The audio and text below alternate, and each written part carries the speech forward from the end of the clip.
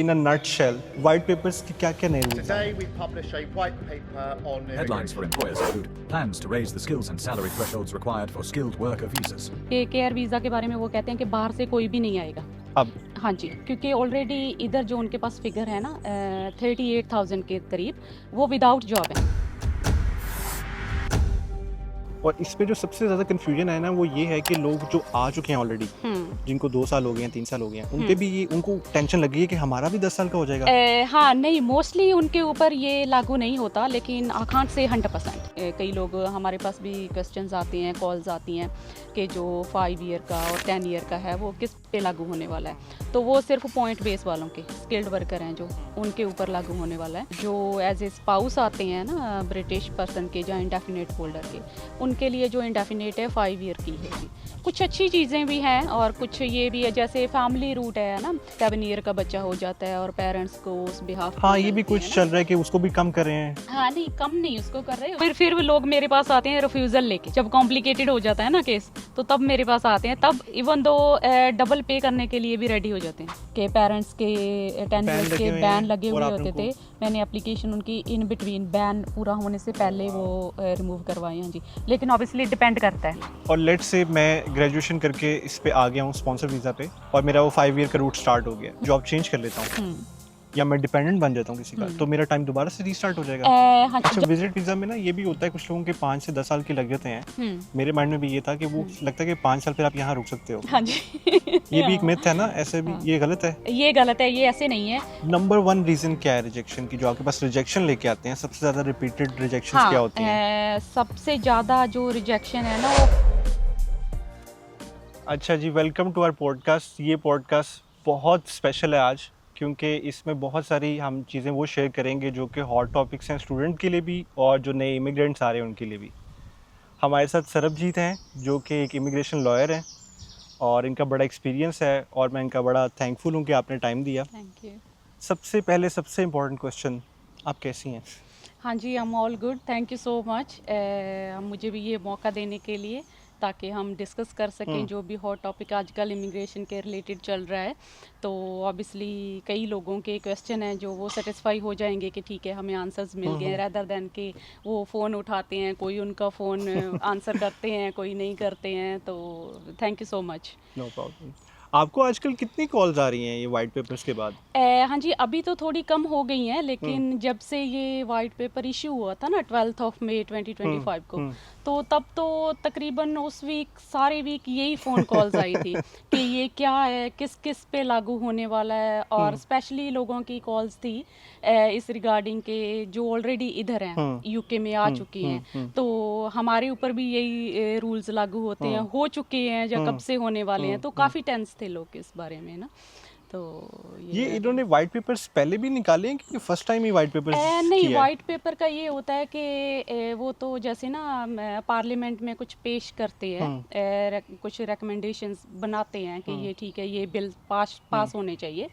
ये white paper भी होता है, ब्लू पेपर भी होता है, रेड पेपर्स भी होते हैं ना। तो वाइट पेपर का ये है कि वो जब पेश करते हैं तो मोस्ट लाइकली ये जो चीज़ें होती हैं ना ये इम्प्लीमेंट हो जाती हैं। अच्छा, तो इट्स वेरी क्लोज, बट फिर भी हम कुछ नहीं कह सकते क्योंकि अभी सिर्फ ये पार्लियामेंट में पेश किया है, उन्होंने रिप्रेजेंट किया है। हाँ जी, इसके ऊपर ऑब्वियसली वो डिस्कस करेंगे, डिस्कशन होगी कि क्या क्या रूल्स लागू होने चाहिए या उसमें कोई चेंजेस वो करेंगे। तो फिर हमें प्रॉपरली वो लॉ बनेगा और उसमें डेट्स भी दी जाएंगी। May be end of year से इम्प्लीमेंट हो जाए या फिर 2026 में हो। अच्छा। तो देखते हैं कितना टाइम ये लगता है, लेकिन मोस्ट यही कहना चाहते हैं इसके जरिए कि टफ होने वाले हैं इमिग्रेशन रूल्स। ये हमेशा टफ ही होते जा रहे हैं ना, कभी रिलैक्स तो नहीं हुए? नहीं, रिलैक्स अभी कोविड-19 के बाद से अब तक काफ़ी रिलैक्स रहे हैं। अच्छा। बहुत सारे इमिग्रेशन तकरीबन अगर हम फिगर्स की बात करें तो 2023 में आई थिंक 900,000 जो है इमिग्रेंट्स इधर आए हैं। 2023 में 2023 की जो फिगर है, हाँ जी। 2024 में थोड़ा सा कम हुआ है, 200,000 कम हुए हैं, लेकिन स्टिल इट्स अराउंड 700,000। 700,000। ये हाँ जी, अब तक की ये जो सबसे ज़्यादा इमिग्रेंट्स जो आए हैं तो इन इन्होंने सालों में। पहले बुलाया क्यों इतने ज़्यादा को, अगर उन्होंने भेजना ही था? मुझे लगता है कि ये था कि जब ईयू के जाने के बाद ना, हम्म तो काफ़ी जॉब्स जो थी शॉर्टेज में आ गई थी, तो हम्म। इनको चाहिए थे इमिग्रेंट्स के बाहर से आए के, स्पेशली जो केयर के हैं, केयर के है में ना, बड़ा मुश्किल होता है। उसमें है हाँ जी, केयर सेक्टर में ही ज़्यादा है, हम्म नर्सिस हैं, डॉक्टर्स हम्म हैं, तो इसीलिए इन्होंने इमिग्रेशन जो थोड़ी सी रूल्स इजी कर दिए थे, हम्म। ताकि लोगों को आने में और आसानी जॉब्स भी हो। इनकी फिल हो जाए। हाँ, जॉब्स हाँ, फिल हो जाएं, तो इसीलिए तो इनको आइडिया नहीं था कि इतने ज़्यादा लोग आ जाएंगे? देखो, जब ये खोलते हैं इमिग्रेशन रूल्स ओपन करते हैं, तब हाँ इनके पास भी काफ़ी कैपेसिटी थी, हाँ। है ना, इसीलिए इन्होंने केयर होम की थोड़ी सी कम हो गई थी, हम्म लेकिन फिर इन्होंने डोमिसलरी केयर का शुरू कर दिया कि हम्म चलो जी, कंपनीज खोल के लोगों के घर में जाके उनकी बेसिक नीड्स को पूरा कर सकते हैं ना, तो उनके लिए काफ़ी केयरर की ज़रूरत पड़ी, है ना, इसीलिए। और स्टूडेंट को तो ये इसीलिए बुलाते हैं क्योंकि वो पैसे हैं। काफ़ी कंट्रीब्यूट करते हैं ना इकोनॉमी में, यूके की इकोनॉमी में, तो इसीलिए वो तो हमेशा चलते ही रहते हैं। लेकिन अभी थोड़ा सा टफ कर रहे हैं, ताकि जो जेन्युइन है, वही आए। जेन्युइन बंदे हैं जो रियली क्वालिफाई करते हैं हाँ स्किल्ड वर्कर के लिए, वो हाँ। आएँ, और स्टूडेंट्स भी जो रियली स्टडी करना चाहते हैं, अपनी वो आए। स्टडीज़ कंप्लीट करना चाहते हैं ना, अपना फ्यूचर बनाना चाहते हैं, तो वही सिर्फ आएँ। जी। तो अच्छा, अब ये मेन क्वेश्चन है कि इन अ नट शेल वाइट पेपर्स के क्या क्या नए रूल्स आए हैं, क्या क्या हाँ कह रहे जी, हैं वो? वाइट पेपर में जो इन्होंने पेश किए हैं रूल्स, स्पेशली वो हैं कि केयर वीज़ा के बारे में अगर हम बात करें, कि केयर वीज़ा के बारे में वो कहते हैं कि बाहर से कोई भी नहीं आएगा। अब हाँ जी, क्योंकि ऑलरेडी इधर जो उनके पास फिगर है ना, 38,000 के करीब, वो विदाउट जॉब है, वो अच्छा, आए हुए 38,000 हैं। ज़्यादा आ गए हैं और उनके पास नहीं, जॉब नहीं है। ज़्यादा नहीं आ गए हैं, लेकिन उधर से तो वो जॉब करने के लिए ही आए हैं, हम्म। लेकिन इधर आके उनको जॉब्स नहीं मिली हैं, अच्छा तो वो केयर वीज़ा उनके पास है, अच्छा। लेकिन they are living without jobs. तो इसीलिए एक तो ये भी है पहला इनका, कि जो ऑलरेडी आ चुके हैं ना यूके में, तो एटलीस्ट उनको जॉब उनको वैकेंसी जो मिले। है उनको ही मिले, और वो फिल हो जाए सारा कुछ, है ना, इसीलिए। 38,000 लोग हाँ जी, फारिग बैठे हैं और उनके हाँ साथ जी, डिपेंडेंट भी होंगे उनके। हाँ, डिपेंडेंट्स भी होंगे, और मेन एप्लीकेंट ये इतनी जो उनकी फिगर जो सामने आई है, तो तकरीबन ये है। अच्छा, और क्या क्या रूल्स हैं वाइट पेपर में? हाँ जी, वाइट पेपर में और रूल है कि एक इंग्लिश जो रिक्वायरमेंट है ना, जैसे स्टूडेंट्स भी आते हैं, स्किल्ड वर्कर पे भी आते हैं, और स्पाउस स्पाउस पे वीज़ा भी पे आते भी हैं। आते हैं, तो उसके लिए थोड़े से उन्होंने जो लेवल है वो रेज कर दिया है। जैसे पहले स्पाउस वीज़ा पे जो आते हैं, A1 लेवल A1 उनको चाहिए होता। चाहिए होता है, अभी थोड़ा सा वो रेज कर रहे हैं कि A2 लेवल हो जाए, ओके। ठीक है। और स्किल्ड वर्कर है जो पहले वो है कि बहुत ही बेसिक उनकी जो होती है ना, B1 की, B2 की, तो वो आ जाते हैं। अभी ये रूल बना रहे हैं कि एटलीस्ट उनकी जो क्वालिफ़िकेशन है, अगर वो नेरिक के थ्रू इक्विवेलेंट करवाते हैं, तो यूके की बैचलर डिग्री के इक्विवेलेंट इक्वल होनी होनी चाहिए एटलीस्ट। तो अगर हम बात करें सेटलमेंट के बारे में भी थोड़ा सा चेंज किया है, कि सेटलमेंट के भी जो B1 का है पहले वो पास करते, तो अभी बोल रहे हैं कि जब B2 लेवल ILR के तक पास चले। जाना है तब हाँ आपने जी, B1 करना है। हाँ, B1 पहले है रूल, पहले है। अभी वो थोड़ा सा उसको रेज कर रहे हैं कि B2 का हो जाए। अच्छा अच्छा अच्छा। हाँ जी, तो इसी रिगार्डिंग है कि एक लाइफ इन यूके में भी ये थोड़े से चेंजेस करना चाहते हैं, मे बी उसमें थोड़ा और ऐड करना चाहते हैं लाइफ इन यूके पहले ही क्वेश्चंस। इतना मुश्किल है। ओह मैंने किया है वो इतना, वो तो मेरे ख्याल है ब्रिटिश लोगों को भी नहीं इसमें काफ़ी चीज़ों का पता। हाँ, थोड़ा सा अभी उसमें भी चेंजेस करेंगे, ताकि वो मे बी वो चाहते हैं कि लोग थोड़ा सा और जाने जाने। लाइफ इन यूके के हाँ बारे में कि कैसी है लाइफ, तो वो थोड़े से क्वेश्चन उसमें ऐड करेंगे, हाँ हाँ है ना, हाँ। ये है। तो और चेंजेस इसमें वो है 5 इयर्स स्टूडेंट्स। वाला, हाँ जी, वो सबसे मुश्किल हाँ, चेंज, वो बड़ा सबसे चेंज। मुश्किल है। वो ये बता रहे हैं कि जो पॉइंट बेस के सिस्टम है ना, हाँ जो पॉइंट बेस जैसे स्टूडेंट हो गए और स्किल्ड वर्कर हो गए, सो पॉइंट बेस पे होता है इनका, तो उनके लिए जो ILR है ना, थोड़ी इजी ना रहे, जैसे अभी 5 ईयर का रूल है, तो वो ये कन्वर्ट करना चाहते हैं फ्रॉम 5 ईयर टू 10 ईयर्स। अभी भी पॉइंट बेस है। कि अभी से स्टार्ट करेंगे? नहीं नहीं नहीं, जो हम ना ये अलग अलग होते हैं, जैसे स्पाउस वीज़ा वाले हैं हाँ। वो फैमिली रूट पे होता ठीक है। है ना। तो ये जो स्किल्ड वर्कर पे होते हैं ना, इसमें पॉइंट्स कवर होते हैं, जैसे इंग्लिश के पॉइंट्स होते हैं 10, स्पॉन्सरशिप के पॉइंट्स होते हैं, तो ये है पॉइंट बेस सिस्टम इसको बोलते हैं। अच्छा। तो ये जो पॉइंट बेस सिस्टम में आते हैं ना, उनके लिए ILR है जो 5 ईयर टू 10 ईयर कर रहे हैं। अच्छा, इसमें थोड़ी सी मुझे कन्फ्यूजन ये हो रही है कि ये पॉइंट बेस लगने से पहले, यूके आने से पहले कैलकुलेट होते हैं या यूके आने के नहीं बाद नहीं आईएलआर नहीं, ये मिलने ना के लिए? जब भी हम एप्लीकेशन लगाते हैं, सिंपल एग्जांपल मैं आपको देती हूँ। जी। जैसे स्किल्ड वर्कर किसी ने अप्लाई करना है तो उसके लिए 50 पॉइंट्स चाहिए उनको।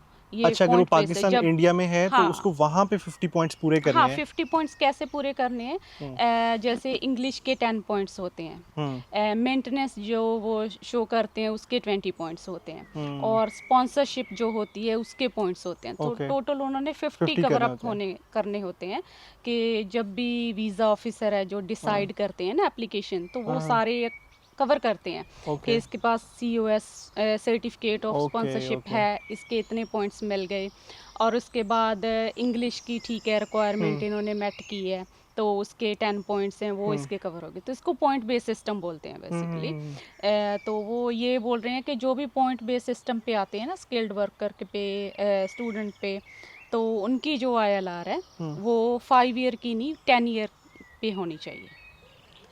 और इस पे जो सबसे ज़्यादा कन्फ्यूजन है ना वो ये है कि लोग जो आ चुके हैं ऑलरेडी, जिनको 2 साल हो गए हैं, 3 साल हो गए हैं, उन पे भी ये उनको टेंशन लग गई है कि हमारा भी 10 साल का हो जाएगा।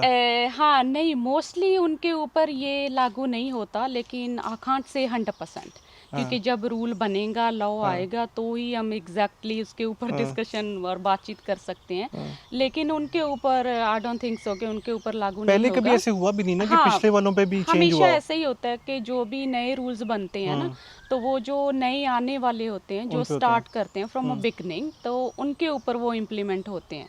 तो जो पुराने आ चुके होते हैं उनके लिए वही रूल्स होते हैं सेम, क्योंकि वो आ चुके हैं, they are already in the UK, they are already immigrants. Okay. ठीक है, लेकिन इनमें से ना कई रूल, जैसे सारे नहीं, जैसे स्टूडेंट के रिगार्डिंग अगर हम बात करें, तो वो बोल रहे हैं कि स्टूडेंट जब अपनी स्टडीज़ पास आउट कर लेते हैं तो उसके बाद वो ग्रेजुएट रूट पे चले जाते हैं। 2 ईयर का वर्क परमिट, PSW लोग पहले बोलते थे उसको, तो वो मिल जाता है। उसमें अभी ये, उसमें भी एक चेंजेस आने वाली है। उसमें बोल रहे हैं कि पहले 2 ईयर का ये होता है, अभी उसको थोड़ा सा कट डाउन करके 18 ईयर्स तक हो, 18 मंथ्स तक हो जाएगा, है ना। तो वो उनके ऊपर जो ऑलरेडी इधर है ना, उनके ऊपर भी हो सकता है। अच्छा, हाँ, क्योंकि जो ऑलरेडी जिनको मिल गया उनको भी है, नहीं जिनको भी नहीं, मिलना जो है? मिल गए that's fine, that's Okay. Done. जो स्टूडेंट्स स्टडी कर रहे हैं अच्छा। और आगे जाके वो जैसे अपना PSW ग्रेजुएट रूट पे कन्वर्ट करेंगे ना, स्टूडेंट पास करने के बाद, तो वो मे बी होके हो सकता उनके है। ऊपर भी हो जाए। क्योंकि एक बार हुआ था 2011 और 2012 में, एकदम से जो स्टूडेंट आए थे ना, तो इन्होंने ग्रेजुएट रूट जो PSW बंद कर दिया था। तो वो जो स्टूडेंट आए थे, उनको वो पढ़ रहे थे, इधर एंटर हो चुके थे, लेकिन उनके लिए अगर 1 मंथ भी रहता था तो वो PSW उनके लिए बंद हो गया था, स्टॉप हो गया था। तो उनके पास ऑप्शन यही रह गया था कि वो सिर्फ स्पॉन्सरशिप लेके और स्किल्ड वर्कर पे ही जा सकते हैं। और ये एक्सपीरियंस मैंने खुद किया है, ये अच्छा। मेरे साथ भी हुआ है। अच्छा, आप भी स्टडी हाँ पे आई जी, थी? हाँ, मैं स्टूडेंट वीज़े पे एंटर हुई थी, और जब हम स्टडी मेरी ये किस टाइम की बात है? ये है 2011 और 2012 की बात अच्छा, है। आपको हाँ जी, तकरीबन 2011 में, हाँ जी, मैं एंटर हुई थी और मेरी डिग्री कंप्लीट होने वाली थी अच्छा। 2012 में। तो तभी रूल आया था कि अभी PSW नहीं मिलेगा। ओह तो नो। हमारे even 1-2 month he I think रहते थे कंप्लीशन होने में। और आप तो लॉ ही कर तभी रही थी? हमें, हाँ, तभी हमें न्यूज़ मिल गई थी कि अभी स्टूडेंट, तो फिर हमने आके फर्दर स्टडीज़ की कुछ सालों के लिए। तो फिर जाके अच्छा, वर्क वैसे आपने परमिट नहीं पे करी थी स्टडी अगर वो PSW मिल जाता तो?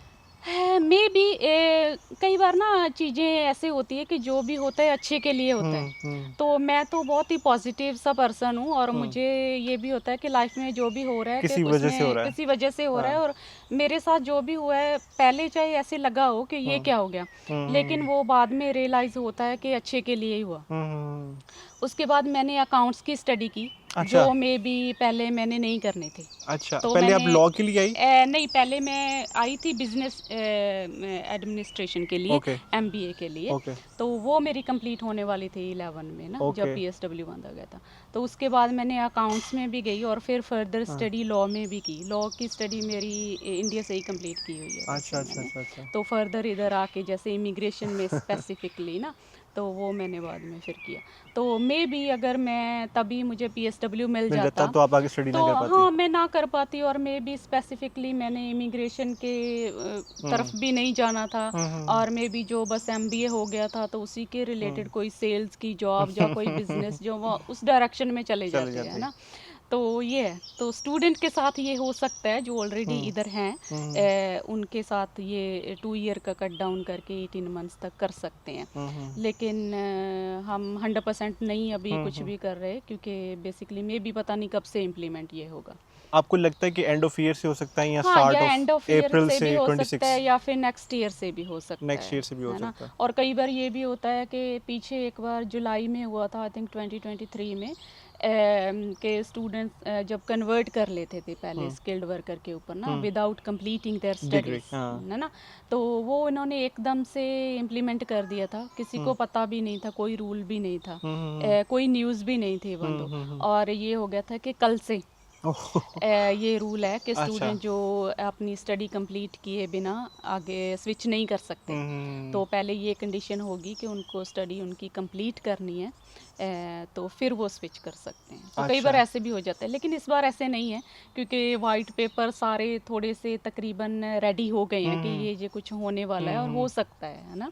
तो ये है। ये जो पीएसडब्ल्यू होता है ये भी स्पेसिफिक डिग्री के साथ मिलता है ना? ये ग्रेजुएशन के साथ मिलता है आई थिंक, नहीं नहीं, अभी मास्टर ये के साथ। मास्टर डिग्री के साथ, हाँ ग्रेजुएशन जी, वालों हाँ को नहीं हाँ, मिलता अब। नहीं नहीं नहीं, ग्रेजुएशन वालों को ये नहीं मिलता। ग्रेजुएशन वालों को पहले था, थोड़े हाँ। से रूल हैं, थोड़ा टाइम मिलता रहा है हम्म। कि ग्रेजुएट आपने कंप्लीट कर ली इधर डिग्री आके, तो फिर आपका जो ग्रेजुएट रूट है आपको 2 ईयर का काम करने के लिए आपको मिल जाता है। अब लेकिन मास्टर अभी के है लिए कि है मास्टर्स के लिए और है। उस पे आप डिपेंडेंट भी बुला सकते हैं हाँ अपना। जी, उस पे है, लेकिन ये है कि अभी ना स्पेसिफिकली जब एप्लीकेशन फॉर्म भी होता है तो उसमें भी ये नए क्वेश्चन ऐड कर दिए गए हैं। इसमें पूछा जाता है कि आपने क्या स्टडी कंप्लीट की है, मास्टर्स की है, एमएससी की है, या कुछ भी है। तो अदरवाइज़ वो एप्लीकेशन है उसी जगह पे स्टॉप हो जाती है। ओके। तो तो ये बस ये चेंजेस आए हैं, केयर वर्कर का है। हाँ, केयर वर्कर का है कि बाहर से आप नहीं बुला सकोगे। हाँ, और और इंग्लिश रिक्वायरमेंट है जो चेंज सभी हो के गई लिए है। थोड़ी सी चेंज हो गई है। और और स्पाउस वीज़े का भी कुछ हुआ है? नहीं, स्पाउस वीज़ा का तो अभी यही है केयर का, कि इन्होंने बंद ही किया हुआ है कि नहीं नहीं, जो डिपेंडेंट्स। ब्रिटिश हैं उन्होंने अगर स्पाउस को बुलाना है हाँ, नहीं, वो उनकी सिर्फ थोड़ी सी इंग्लिश की रिक्वायरमेंट है वो वो रेज चेंज हो करने गई है। वाले, बाकी नहीं है। बाकी 29,000 तो थोड़ा टाइम पहले ही हो गई है कि ओके, सैलरी एटलीस्ट 37 नहीं है अब? 29,000। नहीं नहीं, 29,000 है। 29,000 है। 37 एंड नो इस 38,700, वो स्किल्ड वर्कर के लिए। स्किल वर्कर के स्पाउस के लिए? हाँ, no no no, skilled worker के स्पाउस के लिए नहीं है। फॉर एग्जांपल अगर कोई सेल्स मैनेजर आना चाहता है उधर से, कोई रेस्टोरेंट में काम करने के लिए आना चाहता है ना, जो शॉर्टेज पे नहीं है जॉब, तो उनकी जो सैलरी रिक्वायरमेंट है ना, वो थ्रेशोल्ड है, 37 वो 38,700 है। ओके। हाँ जी, हाँ। तो जो स्पाउस के लिए इन्होंने सैलरी रिक्वायरमेंट रखी है वो 29,000 है, कि एटलीस्ट आपको अर्न होना चाहिए 29,000, तो फिर ओके। आप बुला सकते हो। तो उसमें ये रूट यही रहेगा, 5 ईयर का ही रूट रहेगा उसमें। उसमें कई लोग, हमारे पास भी क्वेश्चंस आते हैं, कॉल्स आती हैं कि जो 5 ईयर का और 10 ईयर का है वो किस पे लागू होने वाला है। तो वो सिर्फ पॉइंट बेस वालों के, स्किल्ड वर्कर हैं जो, उनके ऊपर लागू होने वाला है। जो एज ए स्पाउस आते हैं ना ब्रिटिश पर्सन के, जो इंडेफिनेट होल्डर के, उनके लिए जो इंडेफिनेट है 5 ईयर की है। 5 ईयर का हाँ, होगा। पहले उनका 2.5 ईयर का वीज़ा लग के आता है उधर से, हाँ। फिर एक एक्सटेंशन होती है, हाँ, और फिर उसके ILR। बाद वो कर सकते हैं। हाँ जी, अच्छा। कुछ अच्छी चीज़ें भी हैं और कुछ ये भी है, जैसे फैमिली रूट है ना, 7 ईयर का बच्चा हो जाता है और पेरेंट्स को उस बिहाफ पे हाँ, ये भी मिलते हैं कुछ ना। चल रहा है कि उसको भी कम कर रहे हैं। हाँ, नहीं, कम नहीं उसको कर रहे, उसको वो 10 ईयर पे ही है, 10 ईयर का रूट है। लेकिन उसमें ना ये है थोड़ा सा कि कई बार कोई अपना बच्चा लॉस्ट कर देते हैं इन बिटवीन, है ना, जो प्रोसेस चल रहा है, तो जो उसमें उन्होंने ये बोला है कि वो इमीडिएटली सेटलमेंट के लिए अप्लाई कर सकते हैं।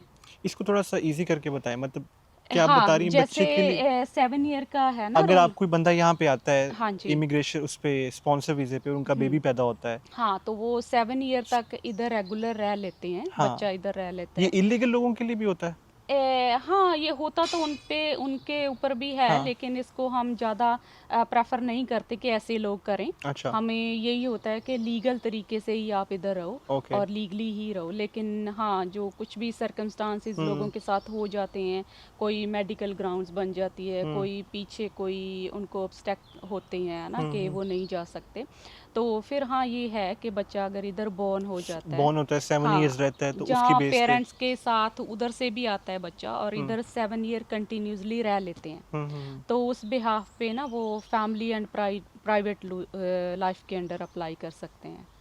तो उसमें ये है कि वो 10 ईयर के रूट पे चले जाते हैं फिर कि 10 ईयर तक आपको एक्सटेंशंस करानी है, 2.5 ईयर की एक्सटेंशन हो गई, 4 एक्सटेंशंस होती हैं। फर्ज करें मेरा बेबी ये 7 इयर्स का हो गया और मैं स्टडी पे था व्हाटएवर तो 7 इयर्स के बाद मैं अप्लाई करूंगा और फिर मेरे 10 इयर्स कंप्लीट होंगे नहीं, वो आपकी 10 ईयर तब से स्टार्ट होंगे।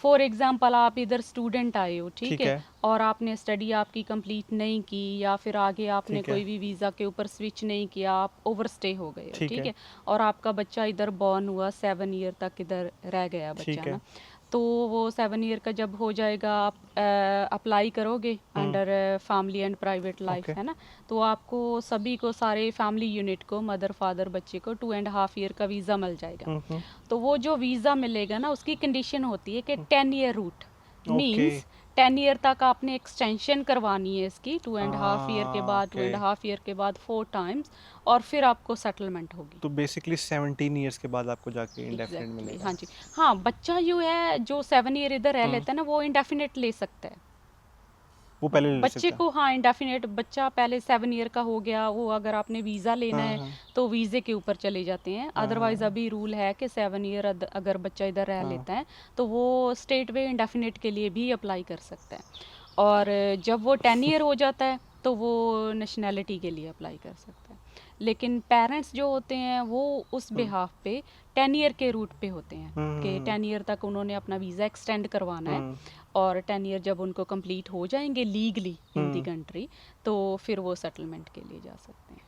बड़ा कॉम्प्लिकेटेड है। आपने ये फील्ड चूज की थी, आपको मजा आया था या हाँ, नहीं, आपको क्योंकि कॉम्प्लिकेटेड जैसे चीजें अच्छी मैंने लगती हैं? आपको बताया ना कि मैं स्टूडेंट एंटर हुई है ना, फिर स्टडीज़ कंप्लीट की, उसके बाद स्किल्ड वर्कर पे भी गए, तो अच्छा। फिर मेरे हस्बैंड हैं, स्पाउस वीज़ा भी उनका हो गया, फिर बच्चे इधर पैदा हुए, नेशनैलिटीज़ उनकी हुई, तो आधे से ज़्यादा इमिग्रेशन रूल्स तो खुद ही आप खुद पे पे ही अप्लाई हो गए। अप्लाई हो गए। तो वो ना एक्सपीरियंस के साथ साथ ऐसे वो चीज़ें, और जब हम जैसे बात करते हैं ना कि कोई भी चीज़ है, कोई भी रूल हम बनाते हैं तो घर से शुरू करते हैं, तो इसीलिए वो ऐसे कहते ज़्यादा हैं। इजी हो जाता है कि जब वो आप उससे गुजरते हो ना, एक्सपीरियंस करते और ये हो आपको डे इन डे आउट आपको डेली बतानी पड़ती हैं चीजें क्लाइंट्स को, तो वो हाँ, आपको याद रहती ये हैं। भी है। और वैसे भी अगर मैं थोड़ी सी, सॉरी हम आउट ऑफ टॉपिक जा रहे हैं नहीं नहीं पर्सनल लाइफ की तरफ, मेरी जो बैकग्राउंड है, मेरे फादर आर्मी में थे, ओके है ना, तो हमारे घर में ना शुरू से ये रूल्स रेगुलेशंस चलते रहते हैं, ओके कैसे स्ट्रिक्ट वाले उठना है, कैसे ओके कैसे बैठना है, कैसे खाना है, tables manners and things like that, है ना, ओके तो इसीलिए मुझे भी रूल्स में, रेगुलेशंस में रहना थोड़ा अच्छा लगता है अच्छा अच्छा है अच्छा ना। अच्छा तो अभी मेरे बच्चे भी ऐसे ही मुझे करते हैं कि आप तो हमारे ऊपर ही रूल्स बनाते रहते हो सारे, है ना, तो लेकिन हमने एक्सपीरियंस किया है, हमारे ऊपर भी ये लागू हुई थी, चीज़ें बनी थी, तो इसलिए थोड़ा फॉलो करना इजी हो जाता है। आई थिंक इसलिए आप सक्सेसफुल भी हैं क्योंकि आप हर चीज रूल्स के मुताबिक, हाँ जी, आप उसमें कहीं डंडी नहीं मारती नहीं नहीं आप नहीं, उसको बिल्कुल नहीं। बिल्कुल हाँ, ये है, ये हाँ मुझे फीडबैक दे के जाते हैं क्लाइंट्स भी, जब मेरे पास आते हैं ना, मैं जैसे कंसल्टेशन के लिए आते हैं, तो वो एटलीस्ट वो मुझसे एप्लीकेशन अप्लाई करें या ना करें, लेकिन ऐसे वो उनकी सेटिस्फेक्शन होती है कि ठीक है, हमें समझ में आ गया कि what's the reason behind the rule, और ये रूल हमें हमें पता चल गया, लॉजिक बेसिक्स क्या है समझ में आ समझ गया, आया हाँ, हाँ कि हमारे ऊपर क्या है और किस डायरेक्शन में हमको जाना है। अदरवाइज वो बोलते हैं कि हम 2-3 बार इस जगह जाके आए, उस जगह जाके आए, हाँ लेकिन हमें ना सेटिस्फेक्शन ही नहीं हुई कि जो एडवाइस हमें मिली है वो सही है, हमें फॉलो करना चाहिए या नहीं करना चाहिए, क्योंकि एक बंदा कुछ कह देता है और कुछ कहते दूसरा कुछ कह देता है कि इस डायरेक्शन में जाओ। तो ये मुझे है, ये फीडबैक ज़रूर मुझे लोग दे के जाते हैं। नहीं, तो इसकी आपको क्या लगता है, क्या वजह क्या है? क्योंकि मैंने भी कभी कोई एक्सपीरियंस करना होता है ना, लॉयर अकाउंटेंट वो बड़ी थोड़ी सी इन्फॉर्मेशन देते हैं और बड़ा उनके पास हाँ, टाइम भी बड़ा क्विक मे होता है। बी आई वुड से कि वो बहुत ज़्यादा बिजी हैं, अच्छा। और मे बी उन्होंने लाइफ में ज़्यादा मुझसे ज़्यादा एक्सपीरियंस कर लिया है कि लोगों को टू दी पॉइंट उतना ही बताना है। अगर ज़्यादा हम इतना, मे बी उनके पास टाइम ही नहीं है इतना स्पेंड करने के लिए, हो सकता और मे बी नेचर भी है। हाँ, डिपेंड करता है। मुझे ये होता है कि अगर कोई भी आता है कंसल्टेशन के लिए भी आता है, या फिर किसी ने एप्लीकेशन लगानी है, तो उसको एटलीस्ट पता होना चाहिए कि क्या हो रहा है। कई बार ना मुझे फ़ोन कॉल्स आती है कि हमारी ये एप्लीकेशन पता नहीं हमारी कौन सी एप्लीकेशन लगी है, हमारे पास कोई रेफरेंस भी नहीं है उसका, और हमें पता भी नहीं है कि वो चल रही है कि बंद हो गई है। तो एटलीस्ट ये अपने आप को भी लोगों को हेल्प करनी चाहिए, अपने आप को, कि जो भी किसी से भी अप्लाई करते हैं तो कुछ तो आपके पास होना चाहिए ना, पता कुछ तो हो क्या नॉलेज चल तो रहा है। होनी चाहिए ना, कि हमारा क्या लगा है, क्या रेफरेंस नंबर है, और इसकी आउटकम क्या हो सकती है। मे बी 50-50 हो, या क्या ऑप्शंस हैं हमारे। तो एटलीस्ट इतना तो है ही, हम यहाँ तक पहुँच गए हैं, एटलीस्ट इतनी बेसिक नॉलेज तो है ही ना हमारे पास, कि जो हमारा काम हो रहा है हमें उसके बारे में नॉलेज हो। अच्छा, मैं अगर क्लाइंट की तरफ से बात करूँ ना, अगर मैं, क्योंकि मैं बड़ी हर चीज़ की रिसर्च करता हूँ, चैट जीपीटी ये वो सब कुछ ना, अकाउंटेंट के पास भी जाऊँ, किसी लॉयर के पास भी जाऊँ, उनको मैं बताता हूँ ना ऐसे नहीं ऐसे होता है, तो वो गुस्सा करते हैं। ओह आपके साथ भी हुआ होगा ऐसे कि नहीं। जीपी भी कुछ जाके उनसे कहना कि ये मुझे लग रहा है ये प्रॉब्लम, वो कहेंगे आपको हमसे ज़्यादा पता है। हाँ, तो नहीं, मेरे साथ ऐसा कोई एक्सपीरियंस नहीं हुआ है। जैसे मैंने आपको बताया ना कि मैं बहुत ही पॉजिटिव हूँ। मुझे अगर कोई लॉजिकली कोई बात बता देते हैं ना जो मुझसे मिस हो जाती है कई बार, तो उनके पास गुड पॉइंट होता है। तो आप उसको एक्सेप्ट करते हैं? हाँ, डेफिनेटली। अच्छा। क्योंकि जैसे हम बात कर रहे हैं तो मे बी कोई पॉइंट मिस हो जाता है, तो आप क्वेश्चन कर लेते हो ना कि ये रह गया, या तो इसको वो अच्छे कर से लेना चाहिए। एक्सप्लेन करो, तो वो हम कर लेते हैं। It's fine. I don't know कि उनका ऐसे वो क्यों रिएक्ट अच्छा, करते हैं। नो आप इंडिया कमेंट्स। से हैं, मैं पाकिस्तान से हूँ, वहाँ पे ना हमारे कोई ना कोई जानने वाला होता है हर फील्ड में ना, आपको हर चीज़ की इन्फॉर्मेशन आ जाती है, लेकिन यहाँ पे आपको खुद जाके एक एक चीज़ का पता करना पड़ता है, शायद ये भी प्रॉब्लम है। हाँ। और मेरा पॉडकास्ट का भी मतलब यही है कि जो लोग सुन रहे हैं प्रॉब्लम में है, उनको बेसिक्स का तो पता चल जाए ना चल क्या जाए। है। हाँ जी, हाँ जी, हाँ जी। आपके पास सबसे ज़्यादा वीज़ास कौन से, किस चीज़ के आते हैं? वीज़ाज़ जैसे पहले था, कपल ऑफ इयर्स हम बिज़ी रहे हैं स्किल्ड वर्कर के लिए, स्किल्ड वर्कर स्किल्ड बहुत लगता वर्कर रहा है। और विजिटर के लिए काफ़ी बिज़ी रहे हैं, और बीच में सारे चलते रहते हैं। Spouse student, visa. हाँ जी, स्टूडेंट एक्सटेंशंस हो गई, स्पाउस वीज़ाज़ हो गए, ब्रिटिश नेशनैलिटी की हो गई एप्लीकेशंस है ना, नेचुरलाइजेशंस की हो गई, ईयू सेटलमेंट हो गई। सो सारे सारे चलते रहते हैं जैसे। ज़्यादा ये विजिट वीज़ास के आते हैं आपके पास, या ये हाँ, स्किल वर्कर विजिटर वीज़ा के? वीज़ाज़ मेरे पास आते हैं। पहले मेरे पास कॉल्स आती हैं कि ठीक है, विजिटर वीज़ा हमने अप्लाई करना है, आपके चार्जेस क्या हैं? तो वो मेरे चार्जेस सुन के वो कह देते हैं कि नो, इट्स एक्सपेंसिव, हम उधर एजेंट से अप्लाई कर लेंगे, इंडिया से या पाकिस्तान से, ठीक है। तो वो अप्लाई कर लेते हैं। ऑब्वियसली उनको अभी वो इमिग्रेशन एडवाइज़र तो नहीं है ना, तो उनके पास जो भी नॉलेज होती है उस बिहाफ से वो लगा देते हैं, ठीक है। फिर वो लोग मेरे पास आते हैं रिफ्यूज़ल लेके, जब कॉम्प्लिकेटेड हो जाता है ना केस, तो तब मेरे पास आते हैं। तब इवन दो डबल पे करने के लिए भी रेडी हो जाते हैं कि हमारा केस किसी तरह से निकल जाए। तो ये केस तो मेरा भी है, और मैंने आपसे पूछा भी था। ओके। मैंने वीज़ा लगवाया और रिफ्यूज़ हो गया, क्योंकि मेरी वाइफ भी लॉयर है और हमने सारे वीज़ास अपने खुद लगाए। ओके। तो विजिट वीज़ा मुझे लगा लग जाएगा, हम्म। हमने काफ़ी ज़्यादा सच बोल दिया। तो अब ऑब्वियसली क्योंकि वो मेरे पेरेंट्स आपके होते हैं ना ओल्ड, तो उनकी फाइनेंशियल टाइज तो पाकिस्तान इंडिया में इतनी होती नहीं है। हाँ जी, हाँ जी, हाँ। फेक कर सकते हैं, लेकिन मैंने सच बोला कि कोई नहीं है, मेरे पर डिपेंडेंट है, तो उन्होंने रिजेक्ट कर दिया। हाँ, ये है विजिटर वीज़ा के बारे में अगर हम बात करें ना, तो जो होम ऑफिस है, वीज़ा ऑफिसर हैं, वो देखना चाहते हैं कि इनके पास बैक होम फैमिली टाइज हैं, कि वे ये इधर विज़िट करके उधर वापस चले जाएंगे। और दूसरा वो देखना चाहते हैं कि फाइनेंशियली ये अपने आप को कैसे सपोर्ट करते हैं, व्हाट्स देयर इनकम सोर्स है ना, what they are doing for living. तो वो अगर सेटिस्फाई हो जाते हैं ना, कोई काम करता है, कोई रिटायर्ड है, पेंशन आ रही है, या किसी का बिजनेस चल रहा है, तो वो उनको ना फिर थोड़ी सी सेटिस्फेक्शन हो जाती है कि ठीक है, इनके पास इनफ है उधर, और ये वापस चले जाएंगे।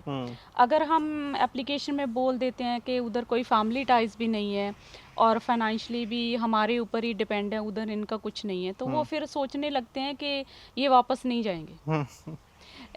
For example they have only son, इधर आ जाएंगे और यही फाइनेंशियली सपोर्ट करते हैं, उधर किस लिए वापस जाएंगे फिर? तो इसमें थोड़ा सा अजीब क्वेश्चन है, लेकिन अगर सच ऐसे ही हो कि आपकी वाइफ, आपकी पेरेंट्स ने वापस जाना हो लेकिन वो आप पे डिपेंडेंट हो, तो आपको झूठ बोलना चाहिए? नहीं, झूठ नहीं बोलना चाहिए आपको। बेसिकली उधर इतना टाइम उन्होंने स्पेंड किया होता है ना, तो कोई तो उनका सोर्स होगा ना, इनकम सोर्स होगा, कुछ उन्होंने बनाया भी होगा, कुछ घर बनाया होगा, कुछ उनके फैमिली टाइज भी होंगे, जैसे कोई मामा फैमिली चाचा टाइज तो है ना। निकल आते हैं, वो हाँ, फाइनेंसिस का मसला आता है ना। फाइनेंसिस का यही है कि एटलीस्ट उनके पास घर तो होता है ना, तो घर की ओनरशिप आप लगा सकते हो, घर की वैल्यूएशन आप लगा सकते हो, और कुछ लाइफ में जो भी उन्होंने किया, जो काम, उसकी कुछ सेविंग्स होती है वो आप लगा सकते हो, तो वो ऐसे शो करना उनको पड़ता है जरूर। तो मतलब गरीब बंदा मुश्किल है उसके लिए आना? मुश्किल तो नहीं कह सकते, लेकिन ये टाइम के ऊपर भी कभी कभी डिपेंड करता होता अच्छा। है। जैसे आप बोल रहे थे कि अगर किसी के पास कुछ हो भी ना, तो वो गरीब एटलीस्ट, बंदा कोई, हाँ, कोई घर तो उनके पास होता ही है, तो एटलीस्ट उन्होंने 30-40 ईयर्स 50 ईयर्स अपनी लाइफ के स्पेंड किए होते हैं, तो कुछ तो उन्होंने किया ही होता है ना अपनी लाइफ में कि कैसे वो बेसिक नीड्स कैसे कंप्लीट हो की, कुछ सेविंग्स होती हैं लाइफ की, जमा की हुई पूंजी जिसको बोल देते हैं। एक कुछ लोगों को मैंने ऐसे जानता हूँ जिनके सारे भाई यहाँ पे हैं, बहनें यहाँ पे हैं, वहाँ पे उनको घर रखने की ज़रूरत ही नहीं है, और उनके पेरेंट्स 70-75 प्लस हैं। अब वो क्या जॉब करेंगे और क्या जमा पूंजी, क्योंकि आपको पता है वहाँ पे तो इतनी मसले भी होते हैं घरों के, और ये वो कहते हैं सब कुछ बेच के इधर ही ले आओ। तो वो, तो इसीलिए तो वो कहते हैं, जब आपके क्वेश्चन में भी आपका आंसर है ना, तो जब बोलते हो ना आपके सब कुछ बेच के इधर ले आओ और आप भी इधर आ जाओ, तो दैट मीन्स आप वापस नहीं जाओगे, तो उनको भी डाउट हो जाता है कि ये वापस नहीं जाएंगे, सभी तो इनके इधर हैं, उधर कुछ भी नहीं है, तो इसीलिए फिर वो विजिटर अलाउ नहीं करते। और ये भी डिपेंड करता है ना कि किसी किसी साल में ये होता है कि उनके पास सारी फिगर्स होती हैं कि ठीक है इतने बंदे विजिटर आए और ये नहीं गए, ओवरस्टे हो गए, तो फिर उस हिसाब से वो ना स्टिकनेस के साथ उसको फॉलो करते हैं, देखते हैं कि रियली ऐसा ना हो जाए कि हम ऐसे ही वीज़ा सभी को दे दें और सभी आके ओवरस्टे हो जाएं, है ना। तो जैसे आप अभी ये कर रहे हैं कि यहाँ पे आने वाला हर एक बंदा एटलीस्ट इंग्लिश की बेसिक नॉलेज उनको होनी चाहिए। ये भी एक वाइट पेपर में उन्होंने मेंशन किया है कि कोई डिपेंडेंट्स भी अगर आएंगे ना, तो उनको भी at least A1 level basic knowledge है जो वो इंग्लिश की लिसनिंग और होनी स्पीकिंग चाहिए। का होता है आई गेस। हाँ, लिसनिंग और स्पीकिंग का वो होता है। अच्छा। हाँ, लिसनिंग और स्पीकिंग का ही होता है। आपने तो अब A1 का। अब तक कितने विजिट वीज़ा मतलब काफ़ी ज़्यादा लगा लिए हैं? हाँ जी, विजिटर वीज़ा में मेरा जो सक्सेस रेट है तकरीबन सभी एप्लीकेशंस का 90% है। 90%? हाँ जी, क्योंकि मैं ना अगर एप्लीकेशन देख के पता चल जाता है कि क्या है, तो हम स्ट्रेट वे बता देते हैं कि 50-50 चांसेस है ना। अगर आप ट्राई करना चाहते हो तो हम ट्राई कर सकते हैं, लेकिन अकॉर्डिंग टू आपके जो डॉक्यूमेंट्स हैं तो इतने ही आपके चांसेस हैं। तो नंबर 1 रीज़न क्या है रिजेक्शन की, जो आपके पास रिजेक्शन लेके आते हैं? सबसे ज़्यादा रिपीटेड रिजेक्शंस क्या होती हैं? सबसे ज़्यादा जो रिजेक्शन है ना वो फाइनेंशियली सिचुएशन ही होती है। या तो आप अच्छे तरह से उनको एक्सप्लेन नहीं कर पाते कि क्या है हमारी फाइनेंशियल जो सिचुएशन है हमारी, है ना। तो अगर वो होता है, जैसे मेरे पास भी विजिटर की कॉल्स आती है ना कि ठीक है हमने पेरेंट्स का विजिटर वीज़ा अप्लाई करना है और कितने फंड्स शो कर दें, कितनी ट्रांजैक्शन उनके अकाउंट में कर दे, तो it's not about that, it's not about the funds. Funds वो इस हिसाब से देखना चाहते हैं। फॉर एग्जांपल आपको 30,000 पेंशन आ रही है इंडिया में या पाकिस्तान में, ठीक है, तो उसमें से 5,000 या 10,000 आप एक्सपेंस कर लेते हो, ठीक है, 20,000 आपके सेव हो गए, तो वो सेव होते जाते हैं हर मंथ में, तो उसको बोलते हैं कि वो आपके पास कितनी सेविंग्स है, फंड्स है। ऐसे होम ऑफिस जो बैंक स्टेटमेंट है आपकी देखना चाहते हैं। इट्स नॉट लाइक दैट के 3-4 लाख हमें चाहिए और अभी से ट्रांजैक्शन कर दो और बस हो गया, फंड्स शो कर दे। एजेंट बेसिकली ये करते हैं, तो वो उनको हो जाता है कि पहले आपकी स्टेटमेंट में कुछ भी नहीं है, खाली है, एकदम से 3-4 लाख आपने इसमें जमा करवा ली, वो कहाँ से आई? तो दैट मीन्स कि आप जो रियल पिक्चर है वो प्रेजेंट नहीं कर रहे, है ना, कि इनकम क्या है और एविडेंस नहीं लगाए हुए। तो विजिटर वीज़े की जो सक्सेस है ना ये है कि आपको जो भी ट्रांजैक्शंस हुई हैं in and out which is greater than 20,000 Indian rupees और पाकिस्तान रुपीज़ में, है ना। तो वो आपको एविडेंस करनी पड़ती है। अच्छा। फॉर एग्जांपल आपने इधर से अपने पेरेंट्स को 1 लाख 2 लाख भेज दिया है, तो वो आपकी जो रेमिटली की या जो भी रिसिप्ट है वो लगा दो कि आप भेज सकते हो, क्योंकि आप बच्चे हो, उनकी बेसिक नीड्स के लिए भेज सकते हो, दैट्स फाइन। तो वो एविडेंस जरूर लगा दो कि ये हमने भेजे हैं, तो ये इसका एविडेंस है। अदरवाइज उनकी इतनी पेंशन आती है, इतना वो एक्सपेंस कर लेते हैं और बाकी उनका सेव होता जाता है। दैट मीन्स फिर आप क्लियर पिक्चर उनको बता रहे हो कि ये है सिचुएशन, तो उसके ऊपर उनका कोई एक्सक्यूज़ नहीं बनता कि हम अभी किसका करें। और मोस्ट लाइकली ना हमारी होम कंट्रीज़ में यही होता है कि बहुत बिग ट्रांजैक्शंस की होती हैं। 1 लाख इधर से आ गया, 2 लाख इधर से आ गए, है ना। तो उसकी एक्सप्लेनेशन नहीं दी होती है एप्लीकेशन में, तो फिर होम ऑफिस वाले बोलते हैं कि हमें क्लियर नहीं है कि एक्चुअल में आपका कितना एक्सपेंस है और कितनी इनकम है। अगर वो सारी आप एक्सप्लेन कर देते हो ना उनको कवर लेटर में या एप्लीकेशन में, तो उनको क्लियर हो जाता है, दैट्स फाइन।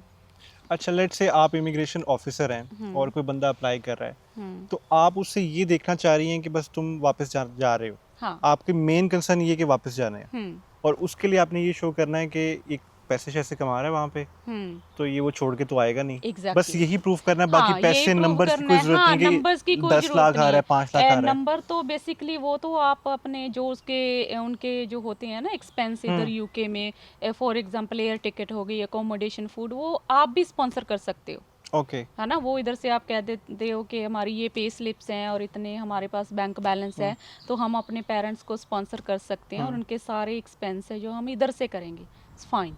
उधर से उनकी एप्लीकेशन में उन्होंने यही देखना होता है कि इनकी पेंशन आ रही है, ये रिटायर्ड पर्सन है या काम कर रहे हैं, तो they are settle in India और in Pakistan, they are settle there. वो अपने एक्सपेंस भी कर रहे हैं, इनकम भी आ रही है, इनकी फैमिली टाइज भी हैं, घर भी है, जब कोई प्लॉट वगैरह, कोई एग्रीकल्चर लैंड, सब कुछ है। तो ये इतना सारा छोड़ के उधर जाके नहीं बैठेंगे, ये वापस आ जाएंगे, क्योंकि इनको ज़रूरत नहीं है, जरूरत नहीं इनकी है। सोशल लाइफ इधर चल रही है, अपना आराम से रह रहे हैं अपनी पेंशन के तो ऊपर। मेन उनका तो मकसद ये सिर्फ ये देखना हाँ है, जी। पैसे की अमाउंट देखना नहीं है। हाँ, ऐसे नहीं है कि आप 10 लाख कहीं से भी डलवा दो कि 10 लाख इनके अकाउंट में आ गया और बस फंड्स इनफ हो गए, अभी इनका लग जाएगा, वैसे तो बिल्कुल ही नहीं लगेगा। ओके। तो अच्छा, आप मुझे क्विकली बताएं कि कोई बंदा अगर विजिट वीज़ा लगवाना चाह रहा है, सब कंट्रीज़ का सेम ही रूल होते हैं ना?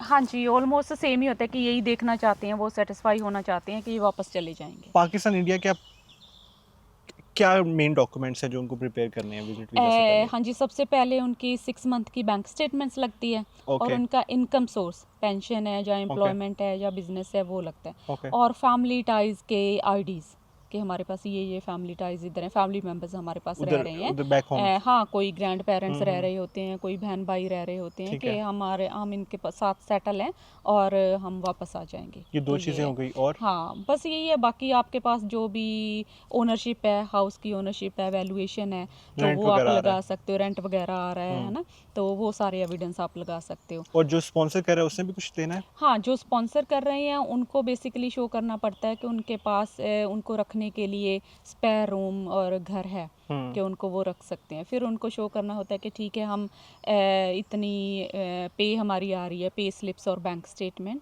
और हम उनको भी अकोमोडेट भी कर सकते हैं, उनकी फूड का, उनके एयर टिकट का एक्सपेंस है वो भी हम बियर कर सकते हैं। और Okay. उनका इमिग्रेशन स्टेटस है, जो शेयर कोड वो लगाना होता है, पासपोर्ट है, वैसे। ये सुनने में तो बड़ा सिंपल लग रहा है, हाँ जी। लेकिन इतने रिजेक्शन ऐसे तो हाँ, नहीं आ जाते? ये ना एक्चुअली गलती में कहाँ पे होती है? गलती इधर ही होती है कि जब हम जो सिचुएशन होती है अच्छे से उनको एक्सप्लेन नहीं करते। विजिटर वीज़ा ना वो ऐसे ट्रीट करते हैं जैसे लाइक अ चाइल्ड, कि हमें सब कुछ उनको बताना पड़ता है, एक्सप्लेन करना Okay. पड़ता है। तो मैं ये बोलती हूँ ना कि even though it's a tough application than British nationality, क्योंकि अगर आप प्रॉपर तरीके से उसको पढ़ के और अच्छे तरीके से करना चाहते हो, लेकिन जब मैं किसी को भी अपनी फ़ीस का बोलती हूँ, वो कह देते कि नहीं, इससे सिंपल एप्लीकेशन, सिर्फ एप्लीकेशन फॉर्म ही तो भरना है। नहीं, एप्लीकेशन फॉर्म नहीं भरना। जब हम पहले रेडी सारे डॉक्यूमेंट्स भी चेक करते हैं ना, हम बहुत टाइम लगता है, क्योंकि अकेली ट्रांजैक्शंस हम उनको ना हाईलाइट करके भेजते हैं कि ये आप बताओ कि कहाँ आए और कहाँ गए, वो जो पैसे उसमें होते हैं, एविडेंस दो इनके, सब कुछ ना, सब कुछ प्रिपेयर करके। अगर वो हम भी सेटिस्फाई नहीं होते कि नहीं, ये होम ऑफिस नहीं मानेंगे नहीं, तो फिर हम उनको गाइड करते हैं कि आप एटलीस्ट 3-4 मंथ्स तक अपनी स्टेटमेंट ऐसे बिल्डअप करो, ऐसे ना हो कि ज़्यादा ट्रांजैक्शंस आ रही हैं, इन एंड आउट हैं, वो आपको उनको कंट्रोल करो, अपना जितना एक्सपेंस है वो निकालो उसमें से, और जो पेंशन है या कुछ भी है वो उसी अकाउंट में ही रहनी चाहिए।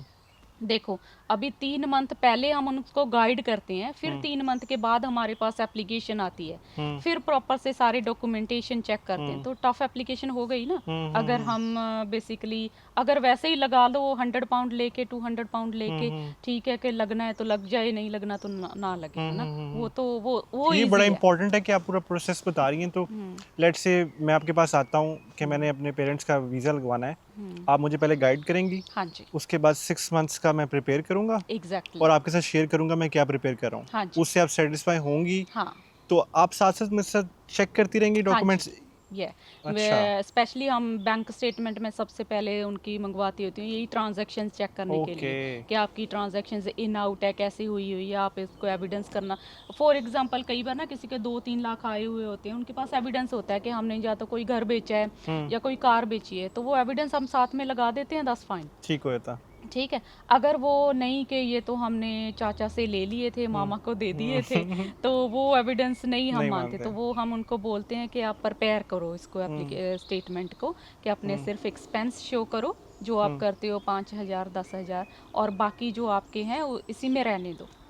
तो बिल्डअप होती जाएगी सेविंग, है ना। तो फिर हम 3-4 मंथ के बाद फिर चेक करते हैं, तो फिर लगाते हैं ओके, एप्लीकेशन। काफ़ी लंबा। हाँ, मुझे लगा था बड़ा आसान है, लेकिन मैंने हाँ, इतना कुछ लगाया, लेकिन उन्होंने कह दिया कि फाइनेंशियल रिकवर, मतलब हाँ, फाइनेंसिस की कई बात पे। बारी ये भी हो जाता है कि फाइनेंशियल चीज़ें भी आप सारी एक्सप्लेन कर देते हो, सब कुछ हो जाता है, लेकिन फिर भी उनको ना कहीं कुछ डाउट हो जाए तो वो बोल देते हैं कि आई एम नॉट सेटिस्फाइड, हम्म है ना। तो कई बार होम ऑफिस की भी मिस्टेक होती है कि वो बोल देते हैं, वो जैसे मैंने आपको बोला ना कि विजिटर एप्लीकेशन में लाइक अ चाइल्ड हमें उनको सब कुछ बताना एक्सप्लेन पड़ता। करना पड़ता है कि एक चीज़ कि ये ट्रांजैक्शन ऐसे हुई थी, ये ऐसे हुई थी, तो वो एविडेंस के साथ। अगर फिर भी वो कई बार उन बाय मिस्टेक नहीं मानते और रिफ्यूज़ कर देते हैं, फिर हम उसके ऊपर अपील कर सकते हैं, प्री एक्शन कर सकते अच्छा, हैं, वो इट्स जब नॉट अपील। रिजेक्शन देते हैं तो बिल का नहीं लिखा होता कि आप कर सकते हाँ, हैं। अपील का राइट नहीं होता, लेकिन हम प्री एक्शन प्रोटोकॉल के ज़रिए ना वो अच्छा। चैलेंज कर सकते हैं। वो हम रिफ्यूज़ल लेटर देख के, एप्लीकेशन देख के हमें आइडिया हो जाता है कि ये होम ऑफिस की मिस्टेक है, आपकी एप्लीकेशन में कोई मिस्टेक नहीं है। तो अच्छा। मेरे मोस्टली ना 70-80% प्री एक्शन भी हो गए हैं, सक्सेसफुल हो गए अच्छा। हैं। हाँ, 1-2 एप्लीकेशंस के कुछ होते हैं कि वो प्री एक्शन के ऊपर नहीं मानते, लेकिन मोस्ट लाइकली जो जब हमें आइडिया हो जाता है ना कि ये मिलना चाहिए, ये होम ऑफिस की मिस्टेक है, तो 80-90% वो हो जाता है, वो भी मान लेते हैं उसके कि आप ये। अलहदा चार्ज करती हैं कि उसी में हाँ होता जी, है? उसके अलग चार्जेस होते हैं, क्योंकि उसके ऊपर भी काफ़ी काम करना पड़ता है, सारी आपकी एप्लीकेशन देख के, और फिर से होम ऑफिस को एक्सप्लेन करना पड़ता है कि आपने रिफ्यूज़ल में ये रीज़न दिए हैं, लेकिन ये रीज़न हमारे ऊपर इम्प्लीमेंट नहीं नहीं हो होते, रहे। क्योंकि हमने अपनी जो फाइनेंशियल चीज़ है वो अच्छे तरह से शो की है, सारे एविडेंसेस लगाए हैं, स्पॉन्सर के सारे डॉक्यूमेंट्स जैसे पूरे हैं, हमारे फैमिली टाइज भी हैं, हमारे पास इनकम भी है, तो आपने फिर क्यों रिफ्यूज़ किया। तो वो मोस्ट लाइकली 70-80% में मान लेते हैं। अच्छा, विजिट वीज़ा में ना ये भी होता है, कुछ लोगों के 5 से 10 साल के लग जाते हैं। हुँ, मेरे माइंड में भी ये था कि वो हुँ। लगता है कि 5 साल फिर आप यहाँ रुक सकते हो। हाँ जी। ये भी एक हाँ, मिथ है ना, ऐसे भी हाँ। ये गलत है? ये गलत है, ये ऐसे नहीं है। जो विज़िटर वीज़ा के रूल है ना, अगर आपको फॉर एग्ज़ाम्पल 2 ईयर का वीज़ा लगा है, हुँ, तो उसमें रूल ये है कि 6 मंथ आपको इधर रहना है, हुँ। 6 मंथ आपको होम कंट्री में रहना है, फिर आप 6 मंथ के लिए आ सकते हैं। ये चेक कौन तो करेगा? अगर मेरा 10 साल का लग गया है, हुँ। मैं 10 साल यहाँ रह रहा हूँ, हाँ, उनको पता चल तो जाएगा? हाँ जी, बिल्कुल चल जाएगा, क्योंकि जब आप एंट्री करोगे ना आके, तो उनके पास सारी एंट्री इन एंड आउट आपकी होती है, तो वो आपको पूछ लेते हैं कि आप क्यों आए हो, आपको 6 मंथ उधर ही रहना है, तो फिर आप एंट्री कर सकते हो, पहले आप एंट्री नहीं कर सकते। और आप यूरोप से भी होके आ सकते हैं, मतलब 6 महीने बाद 1 दिन गए, नहीं, वापस आ गए? नहीं, होम कंट्री। होम कंट्री ही हाँ, जाना है? होम कंट्री ही जाना है, 6 मंथ आपको उधर रहते हैं और 6 मंथ इधर आ जाते हैं। फ़ायदा इसका यही होता है कि आपको दोबारा से डॉक्यूमेंट्स नहीं इकट्ठे करने पड़ते, दोबारा से एप्लीकेशन नहीं लगानी पड़ती, एक बार में आपका 2 ईयर का लग जाता है, और आप 2 ईयर में ऑब्वियसली 2-3 एंट्रीज कर सकते हो, 6 मंथ इधर रह ले, 6 मंथ उधर रह ले, सो ऐसे करके। तो अब फ़र्ज़ करें मैं ब्रिटिश हूँ, मेरी वाइफ़ ब्रिटिश है, बच्चे ब्रिटिश हैं, मदर पाकिस्तान में खेली हैं, उनको मैं विजिट वीजे पे बुला सकता हूँ ना खाली? हाँ, विजिट वीजे पे बुला कोई सकते और हो वीजा आप। है जिसमें उनको और वीज़ा परमानेंटली? इसके ऊपर है, उसको बोलते हैं अडल्ट डिपेंडेंट, ओके। है ना। वो डिपेंड करता है कि सर्कमस्टांसेस क्या हैं। हम्म फॉर एग्जांपल आप अभी वो बिल्कुल अकेले हैं और उनकी मेडिकल नीड्स हैं, हम्म जो आप एवरी मंथ और एवरी कपल ऑफ मंथ्स आप उधर नहीं जा सकते, अप डाउन नहीं कर सकते, क्योंकि आपके बच्चे भी हैं, आपकी लाइफ है, आप काम कर रहे हो, है ना। और उधर आप कैरर के ऊपर भी डिपेंड नहीं रह सकते, उनकी मेडिकल कंडीशन ऐसी है, उनको फैमिली की ज़रूरत है, फैमिली सपोर्ट्स चाहिए ना। तो उस बिहाफ पे आप एप्लीकेशन लगा सकते हो अंडर अडल्ट डिपेंडेंट वो एप्लीकेशन। काफ़ी डिफिकल्ट है। थोड़ी डिफ़िकल्ट है, जैसे मैंने आपको बताया कि वो सर्कमस्टांसेस के ऊपर ही डिपेंड करता है कि अगर होम ऑफिस मान लेते हैं कि ठीक है, हम प्रूव कर देते हैं कि इनकी ये मेडिकल कंडीशन है, फैमिली सपोर्ट की ज़रूरत इनको चाहिए। पहले आप काफ़ी विजिट उधर करते रहते हो कि हम टेक केयर करते हैं उनकी जाके, लेकिन ऑब्वियसली हम नहीं जा सकते हर एक मंथ, है ना। तो हम चाहते हैं, और इधर भी आप फाइनेंशियली उनको सपोर्ट कर सकते हो, आपके पास अच्छी सेविंग है, काम कर रहे हो, तो आप जैसे पब्लिक फंड्स के ऊपर डिपेंड नहीं करोगे। तो ये चीज़ें होती हैं, ये आपको प्रूव करनी होती हैं, तो फिर उनका लग, लेकिन ये थोड़ा थोड़ी सी मुश्किल टफ है, एप्लीके हाँ, ये घर काफ़ी पे कहता मुश्किल है। मुश्किल है। हाँ जी, हाँ जी, हाँ। उनको ये क्योंकि आती है IELTS और मिल जाता है शायद। नहीं, उनको वो पहले ना, हाँ, एडल्ट एप्लीकेशंस में ऐसे मिल जाता है, एडल्ट अच्छा। एप्लीकेशन में डायरेक्टली अप्लाई हो जाता है। हाँ जी, ये उनको वीज़ा वगैरह का चक्कर नहीं अब पड़ता। विजिट पे ना एक केस है, एक मेरे जानने वाले हैं, वो दुबई में रहते हैं, बहुत सेटल्ड हैं, लेकिन मियाँ बीवी हैं, उनके बच्चे नहीं हैं। हम्म उन्होंने यूके के लिए अप्लाई किया, हम्म उनका ये रिजेक्शन आ गया कि आपके टाइज नहीं है। हम्म अब उनके टाइज नहीं है, उनकी कोई फैमिली नहीं है, हम्म लेकिन वो जेन्युइन विजिट करना आना चाह रहे थे, तो अब वो क्या तो करें? फिर वो ज़्यादा से ज़्यादा अपना ना फाइनेंशियल जो फाइनेंस उनका है, स्ट्रांग थे। हाँ, वो फिर सारा अपना शो करें, प्रूव करें कि ऑब्वियसली हमारे फैमिली टाइज तो नहीं है, लेकिन हमारा जो इतना सारा बिजनेस है, हम काम कर रहे हैं, इतनी सेविंग्स है, जो घर है, तो ऑब्वियसली इसको छोड़ के हम उधर नहीं बैठेंगे, तो इसके लिए वापस आएंगे। तो वो सारे जो डॉक्यूमेंट हैं प्रॉपर जेन्युइन तरीके से प्रेजेंट करने चाहिए होम ऑफिस को। तो लेकिन उस उन्होंने बिहाफ पे रिजेक्शन तो ये लगाई कि आपके टाइज नहीं है, आपकी हाँ, फैमिली तो नहीं है। अगर आपका ये है कि फैमिली टाइज तो अगर नहीं है, तो वो तो क्रिएट नहीं किए जा हाँ, सकते ना। वही ना। तो उसको आप, अगर एप्लीकेशन सारी सही है और आपको लगता है कि होम ऑफिस ही इसमें रॉन्ग है, तो फिर प्री एक्शन आप उसके ऊपर करो। ओके। और एक ये भी है कि कितनी रिजेक्शंस के बाद भी वीज़ा लग जाता है, विजिट वीज़ा? हाँ, ये है पे, इसमें ना यही होता है कि आपको कोई फेक डॉक्यूमेंट नहीं लगाना। अगर कई बार आपको फाइनेंशियल सिचुएशन आप ज़्यादा अच्छी दिखाने के लिए कोई फेक लगा देते हो ना, और होम ऑफिस फाइंड आउट कर लेते हैं, तो आपको सीधा 10 ईयर का बैन लग जाता है, फॉल्स इंफॉर्मेशन देने के लिए भी और फेक डॉक्यूमेंटेशन लगाने के लिए भी। ओके। तो ये चीज़ें आपने नहीं करनी, जेन्युइन तरीके से जो भी आपका बिजनेस है, उसके सेल्स इनवॉइसेस हैं और उसकी इनकम आपके अकाउंट में आती है, वो सारा आप शो करो, उसकी वैल्यूएशन डलवा के सब कुछ उनको दो। अगर फिर भी वो रिफ्यूज़ करते हैं just because of no family ties, तो वो आपको उसको प्री एक्शन पे जरूर जाना चाहिए। नहीं, मेरा ये क्वेश्चन है कि लेट्स से कोई विजिट कर रहा है पाकिस्तान इंडिया से और उनका रिजेक्ट हो रहा है 2 3 4 दफा, कितनी दफा रिजेक्ट हो जाए उसके बाद भी मिलने के हाँ, चांसेस होते हैं? होते हैं, बिल्कुल होते हैं, मेरे पास 3 भी 4 5 एप्लीकेशंस। क्या हाँ जी, नंबर है?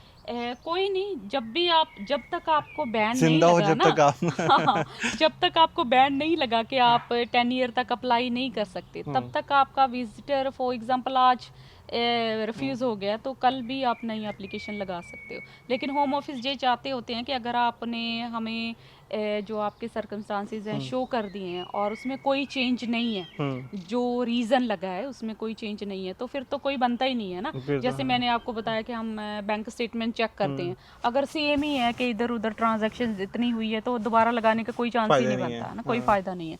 तो जब वो हम सेटिस्फाई हो जाएंगे कि ठीक है अभी नहीं है, हम प्रूव कर सकते हैं, तो फिर आप लगा लो। लेकिन एक बंदा जिसके 5 दफा रिजेक्ट हो गए हैं, उसका 6 टाइम है, हाँ, बिल्कुल ऑप्शन है, है? बिल्कुल है, आपने किया बिल्कुल है कोई लगा ऐसा सकते हैं। केसेस? हाँ जी, मैंने किए हैं, मैंने 3-4 दफ़ा उनके जो रिफ्यूज़ल लेटर आए हुए होते हैं, एजेंट्स से लगाए होते हैं होम कंट्री में, या इधर से कोई इमिग्रेशन एडवाइज़र लगाते हैं, और उनके कई बार है ना 1-2 पेरेंट्स के बैन भी लगे हुए थे। अच्छा। बैन एक में तो होम ऑफिस की ही मिस्टेक थी, क्योंकि कई बार ना उनके पास कोई डाटा होता है, मिसमैच हो जाता है, तो वो बोल देते हैं कि आपने पहले किसी और पासपोर्ट पे अप्लाई किया था, अभी किसी और पासपोर्ट पे। तो वो हम प्री एक्शन में भी जाके उनको बता देते कि हमारे पास कोई पासपोर्ट नहीं है, यही एक पासपोर्ट है, आप अपना डाटाबेस चेक करो ना। तो वो रिमूव हो गया। वैसे जो 10 ईयर का बैन है ना, आई डोंट थिंक सो कि किसी हमारे एरिया में किसी इमिग्रेशन लॉयर ने कभी रिमूव करके अच्छा। दिया है। और मेरे पास ये हैं आई थिंक अप टू 10 के पेरेंट्स के 10 बैन इयर्स लगे के हुए बैन हैं लगे और हुए आपने होते उनको। थे। मैंने एप्लीकेशन उनकी इन बिटवीन बैन पूरा होने से ओह पहले वो वाओ। रिमूव करवाए हैं जी। लेकिन ऑब्वियसली डिपेंड करता है कि क्या सिचुएशन है। अगर आप जेन्युइन हो और किसी भी तरीके से आपका ये लग गया है, तो हम ट्राई कर सकते हैं उसको रिमूव करने के लिए। कभी ऐसे हुआ कोई रिजेक्शन आया और आपको देखते पता चल गया हो ये गलत रिजेक्शन है और मैं इसके लिए लड़ूंगी और मिल हाँ। जाएगा, आपको होता है ऐसे फील कई बार होता है? ऐसे बिल्कुल होता है, ऐसे होता है कई बार ना, वो जो क्लाइंट है हमारे मेरे ऊपर भी बिलीव नहीं कर पाते कि नहीं रिफ्यूज़ आ गया, आप तो प्री एक्शन की फ़ीस लेने के लिए बोल रहे होगे कि प्री एक्शन कर ले। तो जो मुझे ये होता है ना कि मुझे 90-100% चांसेस हैं कि ये प्री एक्शन के ऊपर होना ही चाहिए और हो जाएगा, होम ऑफिस की ही मिस्टेक है। तो उनके लिए मैं बोलती होती हूँ कि जब ये सक्सेसफुल हो जाएगा ना, आपको ग्रांटेड हो तब जाएगा, देना पैसे। तब फीस आप पे कर देना। अच्छा अच्छा तो अच्छा। फिर मैं उनको ऐसे करके लगवाती होती हूँ। आप इंजॉय भी करती हैं ऐसे लड़ना इनसे, हाँ, इमिग्रेशन ऑफिसर से कि बिल्कुल ये बेसिकली हाँ होता है, क्योंकि जो बनती है चीज़ वो तो मिलनी चाहिए ना। तो वो कई बार चलो वो भी इंसान है, कई बार मिस्टेक हो जाती है या फिर नहीं देना चाहते या कुछ भी है। या कई बार जैसे मैंने बोला कि एज अ चाइल्ड उनको प्रेजेंट करना पड़ता है कि ये हमारी सर्कमस्टांसिस है, तो कोई चीज़ मिस हो जाती है और वो रिफ्यूज़ कर देते हैं, तो और ये definitely country to country challenge. Very भी करता है कि मतलब इन 2-3 कंट्रीज हैं जो पुअर कंट्रीज हैं उनको हम वीज़ा मुश्किल से देंगे, और ये नहीं, ऐसा तो चाइना कुछ नहीं और है। रशिया और ये बाकी जो नहीं, ऐसा नहीं है। जैसे इनकी एप्लीकेशंस में ना सारे क्वेश्चन इन्होंने डाले हुए हैं, वो सबके लिए सेम ही है। सबके लिए सेम है। हाँ जी, तो वही वो सारी चीज़ें ये चेक करते कि कोई ऑफेंस, कोई क्राइम तो नहीं किया हुआ होम कंट्री में, और कोई पॉइंट्स वगैरह और कोई लॉ तो नहीं ब्रेक किया हुआ किसी और कंट्री का। तो ये सारे क्वेश्चन ना सभी एप्लीकेशंस में इन दी एंड इन्होंने दिए हुए होते हैं। तो वो एक ही है सब सारी कंट्रीज़ के लिए, वही लेकिन एप्लीकेशन रिफ्यूजल रेट फॉर्म भी है। एक ही है कि हमारा रिफ्यूज़ल ज़्यादा है? लेटर नहीं, ज़्यादा तो नहीं है हमारा। जो जेन्युइन केसेस होते हैं और जो बनते हैं वो सारे 100% वो उनको मिलते हैं। ऐसा तो नहीं है। कहीं ना कहीं 80 70 80% हमारी एप्लीकेशंस में ही मिस्टेक होती है या हमारी डॉक्यूमेंटेशन में होती है जब रिफ्यूज़ल आते हैं। हाँ, 20% होम ऑफिस की भी होती है जो हम चैलेंज करते हैं उनको। आपके पास इलीगल लोग भी आते हैं? हाँ, इलीगल लोग भी मेरे पास आते हैं, लेकिन ऑब्वियसली हम जो एफएलआर वगैरह या वो मैं एप्लीकेशन ज़्यादातर नहीं करती जब तक उनके एफएलआर क्या होता है? ग्राउंड्स नहीं। एफएलआर होता है कि जैसे आजकल ना लोग क्या करते हैं, जो लीव एक्सपायर होने वाली है और उनको आगे कोई रास्ता नहीं है एप्लीकेशन एक्सटेंशन करने का या कुछ भी है, तो वो फिर एफएलआर या ईयू सेटलमेंट का आजकल बहुत है, वो लगा देते हैं एप्लीकेशन एक बार टाइम पास करने के लिए ना। अच्छा, वो बताइएगा कोई क्या होता है ग्राउंड्स वो? नहीं होते। वो भी करती हैं आप? नहीं, हम वो अच्छा, नहीं वो नहीं करते। करते आप। हाँ, मैं वो बिल्कुल नहीं करती, क्योंकि उसमें अगर ग्राउंड्स हैं, कोई रियल है, कोई डोमेस्टिक वायलेंस का केस है या फिर कोई रियली उसके ग्राउंड्स होते हैं कि उसको टाइम चाहिए थोड़ा। जैसे पहले कोविड था, कोविड की वजह से अगर किसी का रुक वीज़ा गया, प्रॉब्लम हो एक्सपायर गया। हो गया था तो वो नहीं जाना चाहते थे, है ना, जा भी नहीं सकते थे, तो थोड़ी सी एक्सटेंशन उनको चाहिए होती थी, तो ऐसे होती है। लेकिन हम मैं ये वो वाला नहीं बिल्कुल करती आप नहीं क्योंकि करती। आपको हाँ, लगता है कि बिल्कुल ये नहीं।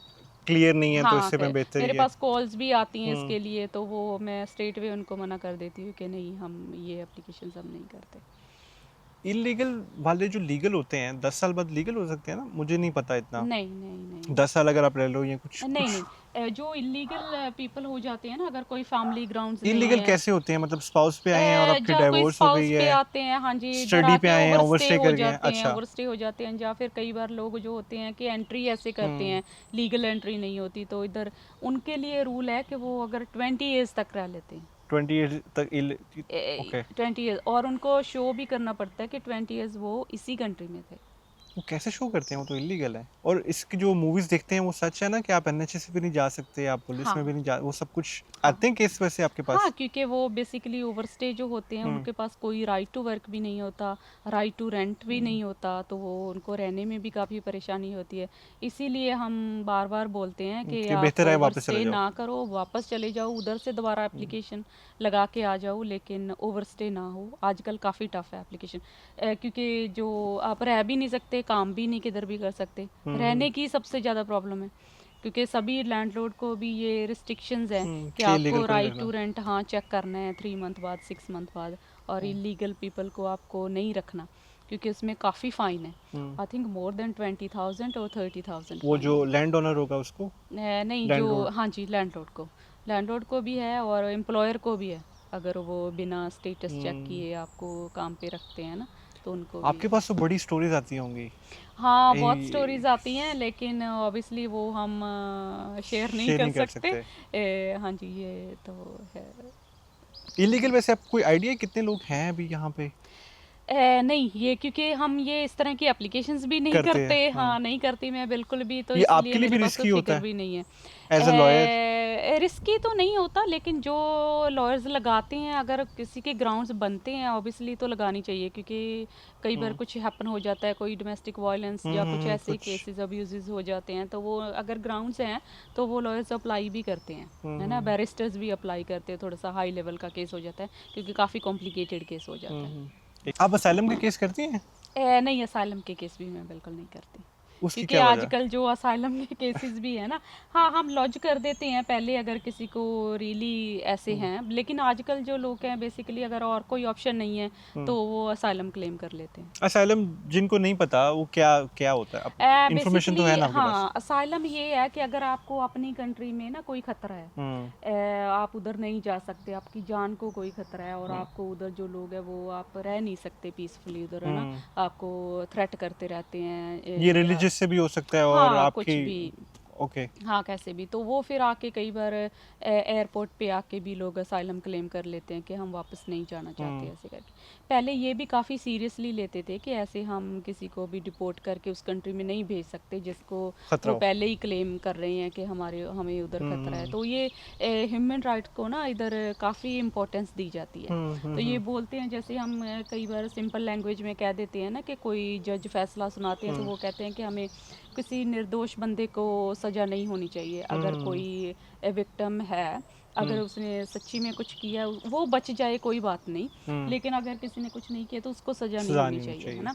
तो इस बेसिस पे ना ये असाइलम वालों को सीरियसली लेते हैं कि बहुत रिसर्च करते हैं, उसके बारे में पता करते हैं कि रियली इसको उधर है खतरा है, अगर हमने भेज दिया तो इसकी लाइफ है जो काफ़ी मुश्किल हो सकती है उधर, है तो ना। असाइलम मिल रहे हैं आजकल इजीली?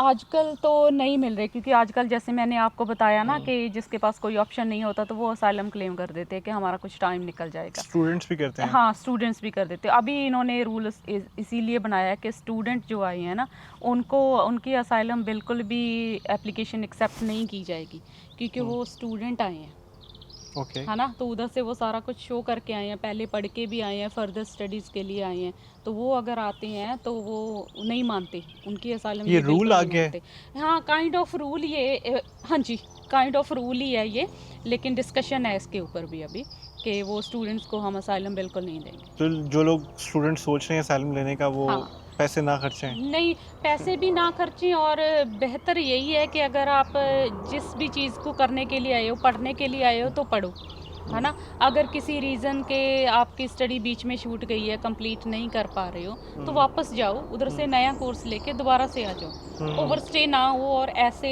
आप ना देखो कि कोई एफएलआर लगा दें, कोई असाइलम क्लेम कर लें, जो उससे आप अपना केस बहुत कॉम्प्लिकेटेड कर लेते हो, आपका सारा रिकॉर्ड है जो बहुत ख़राब हो जाता है, और पीछे जाने वाले भी नहीं रहते और आप इधर के भी नहीं रहते। अच्छा, जो स्टूडेंट्स हैं जिन्होंने ग्रेजुएशन कर ली है उनको स्पॉन्सर वीज़ा मिलते हैं, हाँ जी। उसमें बड़ी टाइप्स हैं। हम्म कुछ मैं लोगों को जानता हूँ जो 22 ईयर्स 23 ईयर्स हैं, उनका थ्रेशोल्ड डिफरेंट है। हम्म जो जिनकी एज ज़्यादा है उनका डिफरेंट हाँ, है। ये सिर्फ उनके लिए ही है जो अंडर 26 हैं। अंडर 20 क्या रूल्स हैं उनके? हाँ, उनके रूल हैं कि उन्होंने अगर रिसेंटली ग्रेजुएशन अपनी की है ना, रिसेंटली स्टडी कंप्लीट की है अपनी पीएसडब्ल्यू से पहले, जस्ट आपने पास की है और आपकी जो एज है वो 26 से कम है, ठीक है। तो उनके लिए जो थोड़ा सा सैलरी का थ्रेशोल्ड है वो कम है।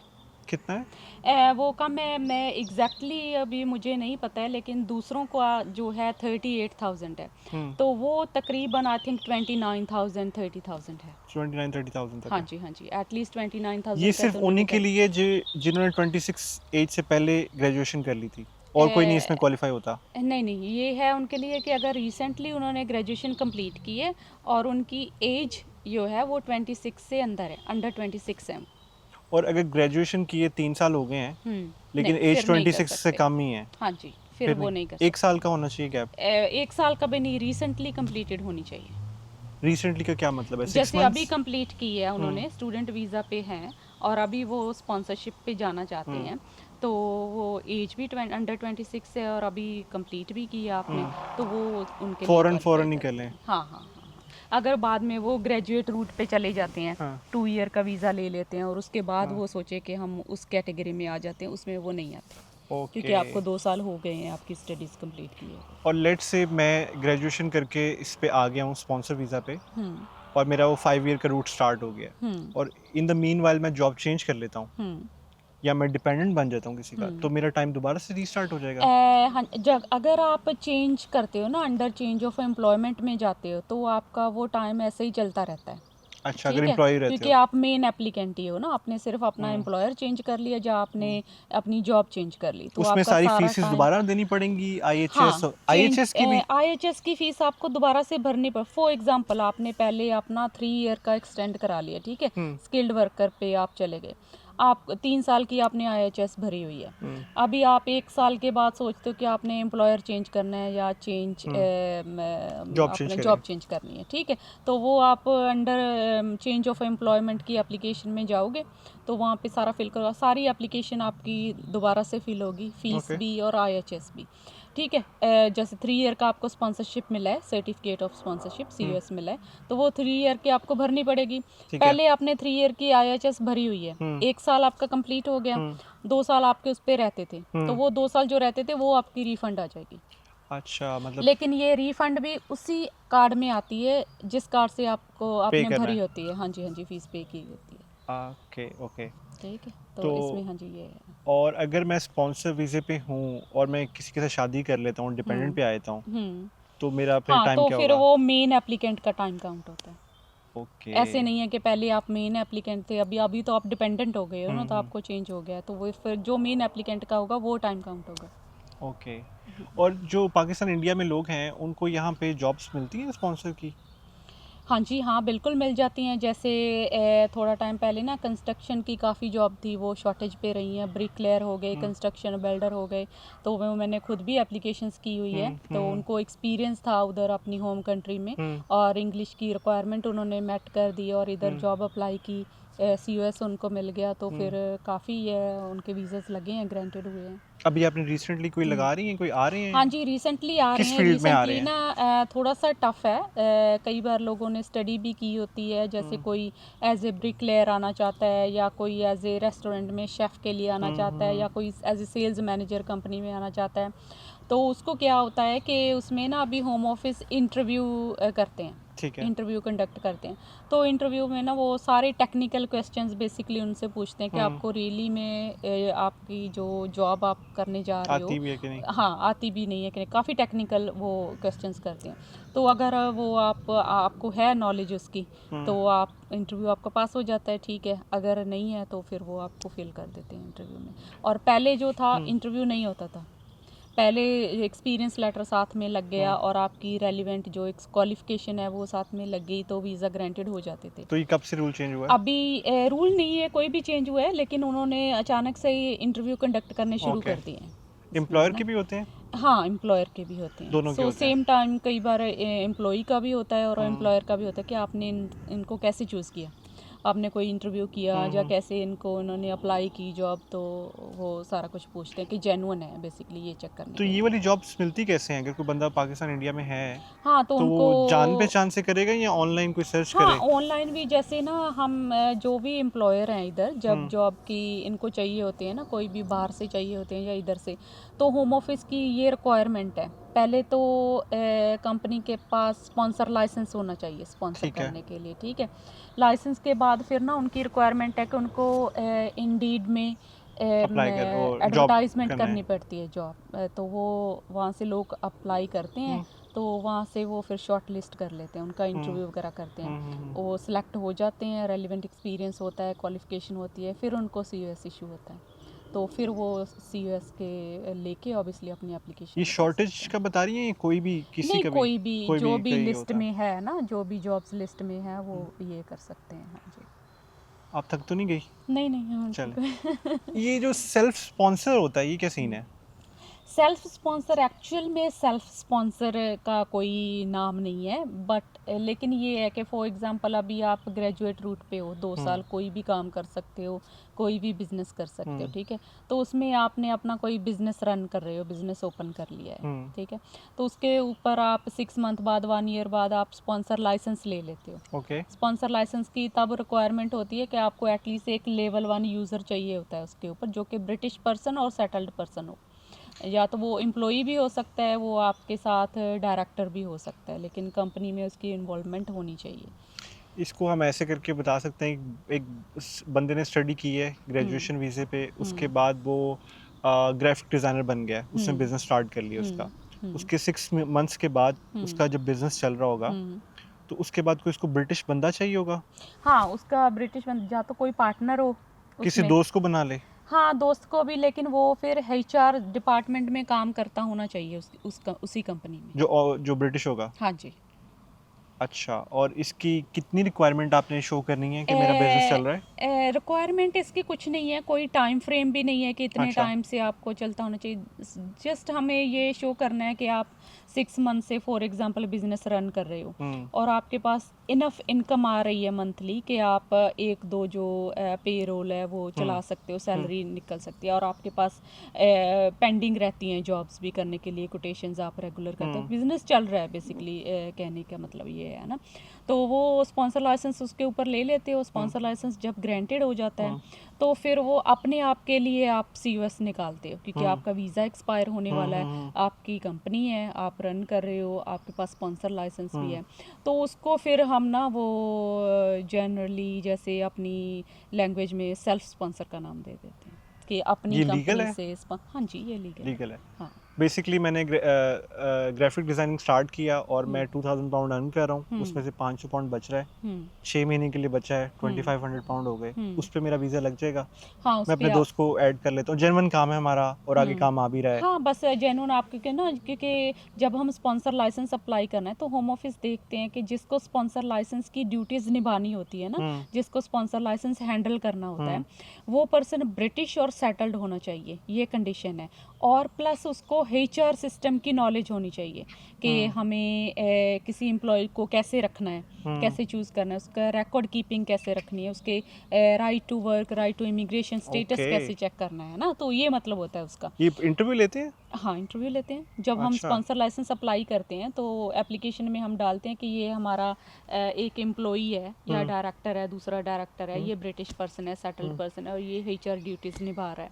तो वो फिर होम ऑफिस उनका इंटरव्यू कंडक्ट करते हैं कि तो चेक करने के लिए कि आप कैसे एम्प्लॉई रखोगे, उनकी रिकॉर्ड कीपिंग कैसे करोगे, उनकी एब्सेंस कैसे रिकॉर्ड करोगे, उनके एम्प्लॉयमेंट जो है कॉन्ट्रैक्ट्स है कैसे बना के रखोगे, उनका राइट टू वर्क कैसे चेक करोगे, राइट टू इमिग्रेशन स्टेटस कैसे चेक करोगे, कितनी बार चेक करोगे, आपके पास सिस्टम है ये सारा चीज़ें रिकॉर्ड करने के लिए। वो ग्राफिक डिज़ाइनिंग का नहीं पूछेंगे मेरे से? नहीं, वो स्पॉन्सर लाइसेंस की ड्यूटीज़ का मेन पूछेंगे कि आप ये फुलफ़िल कर सकते हो, Okay. आप कैपेबल हो, वो उस पर्सन से जो HR की ड्यूटीज़ निभा रहा है जो सेटल्ड पर्सन है, जो ब्रिटिश होल्डर है। अच्छा, वो मुझे एक वीज़ा मिलेगा, 2 मिलेंगे?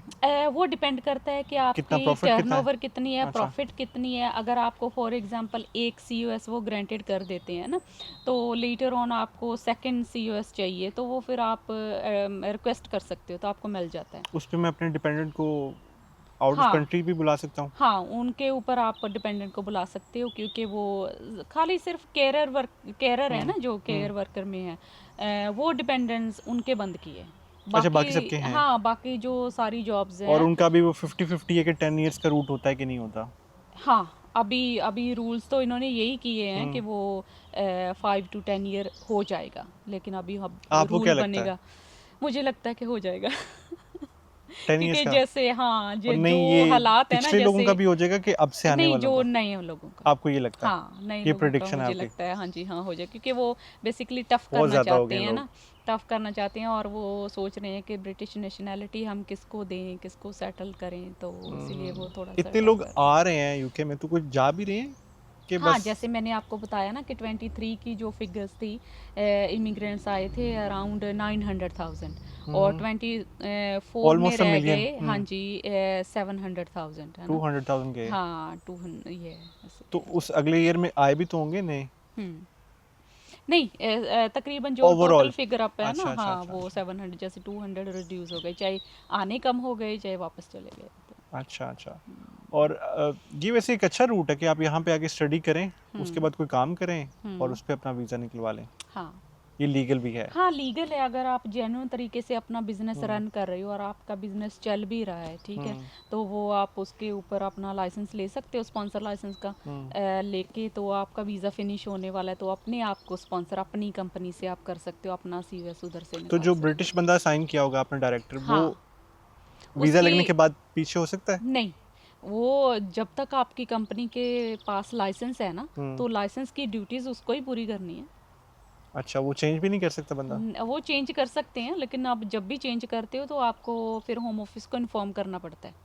अच्छा, अच्छा, अच्छा, हाँ, अच्छा। क्योंकि स्पॉन्सर लाइसेंस की ड्यूटीज वो ही निभा रहा है ना। अगर वो बंदा हट गया है, तो उसकी जगह कोई रिप्लेस हो गया या कुछ भी है, तो वो आपको होम ऑफिस को इन्फॉर्म करना पड़ेगा। लेकिन आजकल जो यहाँ हो रहा है, जो ब्रिटिश बंदा, हाँ, उसको तो पता भी नहीं है कि मेरा रोल क्या है, उसको वीज़ाज़ मिले हुए हैं। इसीलिए तो वो कंडक्ट करते हैं इंटरव्यू। कई हाँ, बार कई लोग जैसे कि वैसे ही किसी की ID ना लगा दी हो, या रेलवे में बंदा है या नहीं, या काम कर रहा है, या उसको बिजनेस का पता भी है, बिजनेस में सच्ची में इन्वॉल्व है, या इसीलिए तो करते हैं इंटरव्यू। तो अभी पिछले दिनों आपको तो वैसे पता ही होगा, काफ़ी ज़्यादा पैसे दे के भी तो लिए ना लोगों ने वीज़ाज़। वो कैसे अलाउ कैसे कर दिया इन्होंने? और इन्होंने अब तो कुछ नहीं अलाउ किया, वो तो उन्होंने पहले तो नहीं लगते थे शायद? नहीं, वो तो लोगों को अपना है ना, कि लोग कोई पैसे दे के किसी से COS ले रहे हैं, जो कुछ भी कर रहे हैं, वो होम ऑफिस ने या गवर्नमेंट ने तो नहीं, नहीं अलाउ पहले किया। मुश्किल नहीं था निकालना वीज़ा, किसी को बाहर से बुलाना? बीच में थोड़ा आसान कर दिया था इन्होंने कोविड के बाद। हाँ, कोविड के जब शॉर्टेज हुई थी ना, तो उन्होंने कहा जब बुला लो। हाँ, केयर वर्कर का हुआ था, तो तब शॉर्टेज हो गई थी काफ़ी, तो इसीलिए उन्होंने हेल्थ एंड केयर वीज़ाज़ के थोड़े इजी रूल्स किए थे कि चलो, क्योंकि उसकी कोई ज़्यादा एक्सपीरियंस ही थोड़ा बहुत चाहिए होता था, उसकी कोई ज़्यादा क्वालिफिकेशन तो नहीं थी कि आपको उसके रिलेटेड डिग्री चाहिए या कुछ भी है ना, तो वो किया था जी। वो उसमें भी ये बड़े तो नहीं केसेस सुने किया था, होंगे हाँ, आपने। इसीलिए तो अभी टफ हो रहा है, क्योंकि सिस्टम अब्यूज़ हुआ है। वो भी मानते हैं ना कि सिस्टम अब्यूज़ हुआ है, जब कैसे भी लोग आए हैं केयर वर्कर के ऊपर, है ना, यहाँ पे, और उनको अच्छे जेन्युइन जॉब ही नहीं मिली, तो 38-40,000 उनके पास फिगर हैं कि वो विदाउट जॉब है। और वो टैक्स भी दे रहे हैं? मे बी टैक्स दे रहे हैं, नहीं, टैक्स भी नहीं दे रहे, क्योंकि जॉब ही नहीं है ना उनके पास। वो सिर्फ आ गए हैं, उनका वीज़ा लग गया है, अच्छा। कंपनी ने उनको जॉब नहीं दी, या कंपनी रिवॉक हो गई है, या कैसे भी तो है, वो स्टे करेंगे यहाँ पे? वो अभी स्टे है, लेकिन होम ऑफिस उनको यही एडवाइस करता है कि आप नई स्पॉन्सरशिप अपनी फाइंड आउट करो और अपना वीज़ा कंटिन्यू करो, अपनी जॉब भी। इसीलिए उन्होंने अभी बाहर वालों के लिए ये बंद कर दिया है कि फ़िलहाल हेल्थ एंड केयर वर्कर बाहर से नहीं आएंगे, जो इधर हैं ऑलरेडी उन्हीं को जॉब्स दो, जो विदाउट जॉब बैठे हैं। ओके। तो इसमें कोई, मैंने सुना था कि न्यूज़ में कि बताए थे कि जो लोगों ने पैसे दे के आए हैं, वो HMRC को बता दें और उनकी कंपनी को बंद कर देंगे जिन्होंने वीज़ा दिया है। हाँ, ये तो हो गया है बेसिकली। और इनको वीज़ा मिल जाएगा? नहीं, वीज़ाज तो नहीं मिल रहा, लेकिन गवर्नमेंट ने ये ज़रूर किया है कि उनको ना वो ईमेल्स वगैरह करते हैं, और ईमेल्स में उसको पूछते हैं कि आपकी कंपनी का, जिनके कंपनी के लाइसेंस रिवॉक हुए हैं, बेसिकली उनको पता ही है कि कौन सी कंपनी का लाइसेंस किस वजह से रिवॉक Revoke हुआ हुआ है ना। तो वो फिर उनको ईमेल्स भेजते हैं कि ठीक है आपके पास जॉब नहीं है, वीज़ा है, अभी हम आपका वीज़ा कर्टेल भी नहीं कर रहे हैं, 60 डेज़ का लेटर अभी आपको नहीं भेज रहे हैं, और ये कुछ साइट्स हैं तो इनके ऊपर आप अप्लाई करो। Okay. तो इनके अगर अवेलेबल होगी जॉब तो आपको मिल जाएंगी, बट आप अपने आप भी फाइंड आउट करो स्पॉन्सरशिप और अपनी जो स्टे है वो रेगुलाइज। एक ना लास्ट में क्विक करेंगे। हाँ जी। आप मुझे बता दें कि विजिट वीज़े के तो आपने बता दें कि डॉक्यूमेंट्स होते हैं, स्पाउस वीज़े के हाँ। विद इन अ मिनट क्या क्या डॉक्यूमेंट्स चाहिए? हाँ जी, स्पाउस वीज़ा के डॉक्यूमेंटेशन बेसिकली सबसे पहली कंडीशन है कि 29,000 आपकी जो इनकम हो। इनकम होनी चाहिए। उसके रिगार्डिंग आपका एम्प्लॉयमेंट लेटर और 6 मंथ की पे स्लिप, 6 मंथ की बैंक स्टेटमेंट जिधर आपको पे आती है वो चाहिए। और बैक होम आपको इंग्लिश रिक्वायरमेंट आपकी फुल होनी चाहिए जो A1 का है। A1 का। और मैरिज सर्टिफिकेट आपका चाहिए, और आपको शो करना है कि आपका जो रिलेशनशिप है वो जेन्युइन एंड सबसिस्टिंग, कि आपकी जो फोटोग्राफ्स हैं आगे पीछे की, आपकी जो आप Messages हैं, बातचीत वीडियो। करते हैं, हाँ सोशल मीडिया पे एक दूसरे को फॉलो करते हैं, तो वो सारी चीज़ें हम लगाते हैं, उससे वो सेटिस्फाई हो जाते हैं कि आपका जेन्युइन रिलेशनशिप, आप इन टच हो, और आपकी अभी मैरिज भी हो गई है, और इंग्लिश की रिक्वायरमेंट भी मेट करते हो और फाइनेंशियल रिक्वायरमेंट भी मेट करते हो। और ILR की क्या रिक्वायरमेंट्स हैं?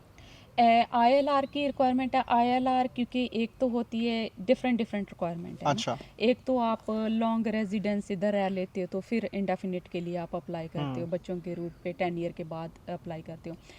एक है कि आप स्पाउस वीज़ा पे हो और जी। फिर आप सेटलमेंट सबके डॉक्यूमेंट्स अलग हैं? थोड़ा सब में फ़र्क अच्छा। है, क्योंकि जो मेन है जो सभी ILR अप्लाई करने में होती है, एक तो आपको बेसिकली इंग्लिश का टेस्ट होता है जो B1 है B1, पहले, ओके। और अभी मे बी B2 कर देंगे ओके। ना, जहाँ डिग्री इधर से कोई डिग्री हो आपकी होनी चाहिए, मास्टर्स है या ग्रेजुएशन है, फिर आपको इंग्लिश की रिक्वायरमेंट मेट करने की ज़रूरत नहीं पड़ती है, ठीक ठीक है। है।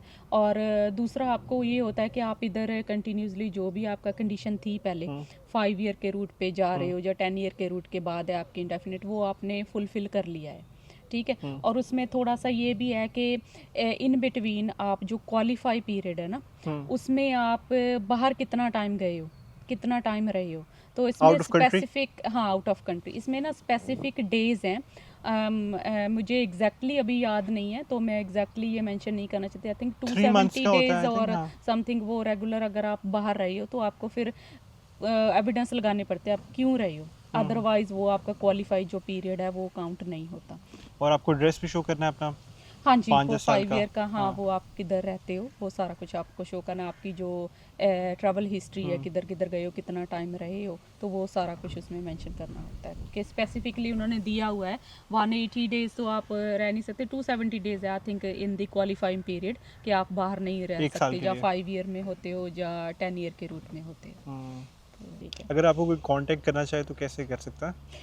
हाँ जी, मेरी ईमेल्स हैं, वेबसाइट है और नंबर है मेरे पास, कार्ड भी है, मैं आपको दे दूँगी। आप अपना नाम बता दें वीडियो के लिए, मतलब अगर कोई ईमेल करना चाहे आपको।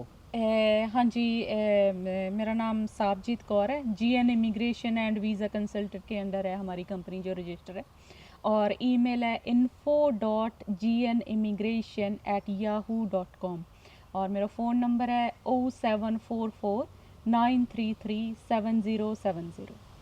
ये नंबर ठीक रहेगा? अगर वीडियो ज़्यादा लोग देखते हैं तो आपको तंग नहीं करेंगे? नहीं दैट्स फाइन, इट्स ओके। अच्छा। क्योंकि हमारे पास सिस्टम है कि हम जो है ना, अगर नहीं उठा पाते कोई कॉल्स तो फिर वो बैक कॉल हम नेक्स्ट डे या ट्राई करते हैं कि सेम डे हम फिर और कर आप लेते हैं। बेस कहाँ पे हैं, मतलब लंदन में? हाँ जी, रोमफर्ड में ही हूँ मैं। रोमफर्ड एरिया में? रोमफर्ड एरिया में। और आप सारे केसेस देखती हैं, मतलब क्या क्या सर्विसेज होती हैं आपकी? हाँ जी, सर्विसेज रिगार्डिंग जैसे हम स्टार्ट करें कि विजिटर वीज़ाज़ हैं, EU सेटलमेंट हैं, ब्रिटिश नेशनैलिटी की एप्लीकेशंस हैं, और स्पाउस वीज़ा वाली एप्लीकेशंस हैं, स्टूडेंट हैं, ग्रेजुएट रूट हैं, और स्किल्ड वर्कर वाली एप्लीकेशंस हैं, और स्पॉन्सर लाइसेंस कंपनी के लिए लोगों ने अप्लाई करने हैं, वो भी हम करते हैं। और आपको कोई पहले कंसल्टेशन होती है, प्रोसेस क्या होता है आपका? हाँ जी, प्रोसेस यही होता है कि पहले कंसल्टेशन के लिए ही आते हैं, कॉल ऑफिस करते में हैं, आते ऑफिस में हैं, आते जब हैं। कॉल भी करते हैं, ऑफिस में आते हैं। अगर कोई कई बार मैनचेस्टर से या कोई काफ़ी दूर से कॉल्स आती हैं तो वो फिर हम कंसेंट उनका ईमेल से ही ले लेते हैं, और उनके डॉक्यूमेंटेशन भी वो सारे भेज देते हैं हमें, तो ऐसे भी अप्लाई कर सकते हैं। लेकिन जो लोकल है हम प्रेफर यही करते हैं कि ऑफिस में एक बार आके वो मिलें ठीक और है। आपकी डॉक्यूमेंटेशन हम वो चेक कर लेते हैं, एडवाइस कर देते हैं, तो फिर उनका फ़ीस वगैरह भी बता देते हैं और फिर उनका डिसीजन होता है कि वो कब एप्लीकेशन लगाने के लिए बोलते हैं। जो लोग मेरे जैसे हैं जो खुद अप्लाई कर लेते हैं, हम्म। उनको लगता है कि इजी है, उनको कोई मैसेज देना चाहेंगी आप? एंड दैट्स गुड अगर आपको आपके पास नॉलेज है, हम्म, बेसिक नॉलेज है, आप पूरे क्योंकि वेबसाइट पे अवेलेबल है सब कुछ, है ना, सब कुछ सारी है। गाइडेंस है। अगर हम्म, आप प्रॉपरली चेक करके करना चाहते हो तो अपनी एप्लीकेशन करो, आप जरूर हम्म, करो। लेकिन अगर आप कोई ना क्वेश्चन होते हैं हम्म, एप्लीकेशन में जो आपको लगते हैं कि ये मैं इसको कैसे आंसर करूं, है ना, क्योंकि कुछ क्वेश्चंस हैं आपको जनरली पढ़ने से उनका वही मतलब समझ नहीं नहीं आते होता, समझ नहीं होता, उनकी इमिग्रेशन टर्म्स होती है ना। तो अगर आपको ये लगता है कि ये आंसर हम नहीं कर पा रहे तो आप एडवाइस ज़रूर लो। और अगर आपका केस कॉम्प्लिकेटेड है, अपील वगैरह आप रिएक्शन करना चाहते हो, तो बेसिकली आपको इमिग्रेशन एडवाइज़र के पास ही जाना चाहिए। हम्म, तो उनकी क्योंकि नॉलेज भी होती है, एक्सपीरियंस भी होता है, तो वो अच्छे तरीके से उसको कर सकते हैं। लेकिन सिंपल एप्लीकेशन अगर आप फॉर्म भर के करना चाहते हो आप कर सकते हो, लेकिन फिर भी आपको कि वीज़ा ऑफिसर क्या चीज़ देखना चाहते हैं हम्म, और एप्लीकेशन में हमें क्या करना है, फुल गाइडेंस आप पढ़ के नहीं करते और आपको नॉलेज भी नहीं होती, हम्म, तो वहाँ पे फिर आपका रिफ्यूज़ हो जाता है, तो वो केस फिर कॉम्प्लिकेटेड आप वो बनता कॉल है। करके खाली गाइडेंस ले सकते हैं नहीं, कि आपसे पूरा केस कराना होता है? हाँ, पूरी पूरा केस एप्लीकेशन कराना होता लगानी है। पड़ती है, हाँ जी। क्योंकि गाइडेंस में ये हो जाता है ना कि जब हम एप्लीकेशन करते हैं तो हम्म, फुल सारे रूल्स रेगुलेशन हम्म, पढ़ के अपने टाइम में एप्लीकेशन करते हैं और कॉल ज़्यादा से ज़्यादा 5 मिनट की, 10 मिनट की, 20 मिनट की हो सकती है। तो सारा केस हम चेक नहीं फ़ोन कर के सकते। ऊपर चेक नहीं कर सकते, तो वो एडवाइस आपके लिए भी गुड इनफ नहीं होती। तो ऐसी एडवाइस हम देते भी नहीं हैं आपको कि हमें आपका पूरा केस नहीं पता, तो हम आपको नहीं कह सकते कि आपका यही जो प्रॉब्लम है। फॉर्म है रेलिवेंट है आपके लिए और आप ये भर दो, ये भी हम नहीं कह सकते, क्योंकि कई बार ना काफ़ी रूल्स हैं जो हमें इम्प्लीमेंट करने पड़ते हैं और एक से दूसरी लाइन पे जब हम जाते हैं तो आपके सर्कमस्टांसेस चेंज होते हैं और आपका एप्लीकेशन फॉर्म भी चेंज हो चेंज जाता हो जाता। है ना। हाँ, तो ये है, तो प्रॉपरली अगर आपको नॉलेज है, कॉन्फिडेंट है, पढ़ लिया है कि ठीक है यही फॉर्म है मेरे लिए रेलिवेंट है। मेरे पास एक बार एप्लीकेशन भी आई थी, उन्होंने किया था नेशनैलिटी के लिए अप्लाई किया था। उनका बच्चे इधर बॉर्न हुए थे और तब उनके पास इंडेफिनिट नहीं थी, बाद में हुई। लेकिन एप्लीकेशन उन्होंने सीधी कर दी, अपनी ब्रिटिश पासपोर्ट अप्लाई कर दिया बच्चों को। लेकिन उनके ऊपर क्या था, ये कंडीशन थी कि पहले नेचुरलाइजेशन सर्टिफिकेट उनको लेना था बच्चों का और फिर पासपोर्ट अप्लाई करना था। तो इस वजह से उनका काफ़ी केस कॉम्प्लिकेटेड हो गया था, क्योंकि होम ऑफिस भी समझ नहीं पा रहे थे जब कि हमें नेचुरलाइजेशन का सर्टिफिकेट भेजो, तो वो बोल रहे थे कि वो क्या होता है, वो तो हमारे पास नहीं है बच्चों का, वो तो हमने अप्लाई नहीं किया। तो जब तक फिर उन्होंने वो एप्लीकेशन पासपोर्ट की कैंसिल नहीं की, तब तक दोबारा से वो नेचुरलाइजेशन नेचुरलाइजेशन नहीं का कर प्रोसेस सका। शुरू नहीं हुआ। ओके। मैं इतना लगातार कभी बोली नहीं हूँ। नहीं, आपका बहुत बहुत शुक्रिया, बड़ा थैंक मज़ा यू। आया। बड़ा ये अपने नेचुरली चीज़ें ना समझा दी हैं जो कि बड़ी मुश्किल होती हैं हम्म। समझना ना खुद से, हम्म। क्योंकि एक्सपीरियंस हो ना तो आपको हम्म। बड़ी लंबी सी चीज़ बड़े कम टाइम में मिल जाती मिल है। जाती है, हाँ जी, हाँ जी, हाँ आई जी, होप कि कोई बिल्कुल। नया रूल चेंज करेंगे तो फिर हम दोबारा से एक दफ़ा श्योर, करके हाँ जी, उस हाँ, पर जब डिस्कस ये वाइट करेंगे। पेपर के बाद भी न्यू रूल्स बनेंगे तो हम ज़रूर डिस्कस करेंगे चलें। इनके बारे में कि ये कब से इम्प्लीमेंट हो गए हुँ, हैं, किस किस के ऊपर हो गए हैं, है ना। हुँ, तो ज़रूर, हाँ जी, थैंक यू सो मच। चलें, thank you so thank you much. Ji.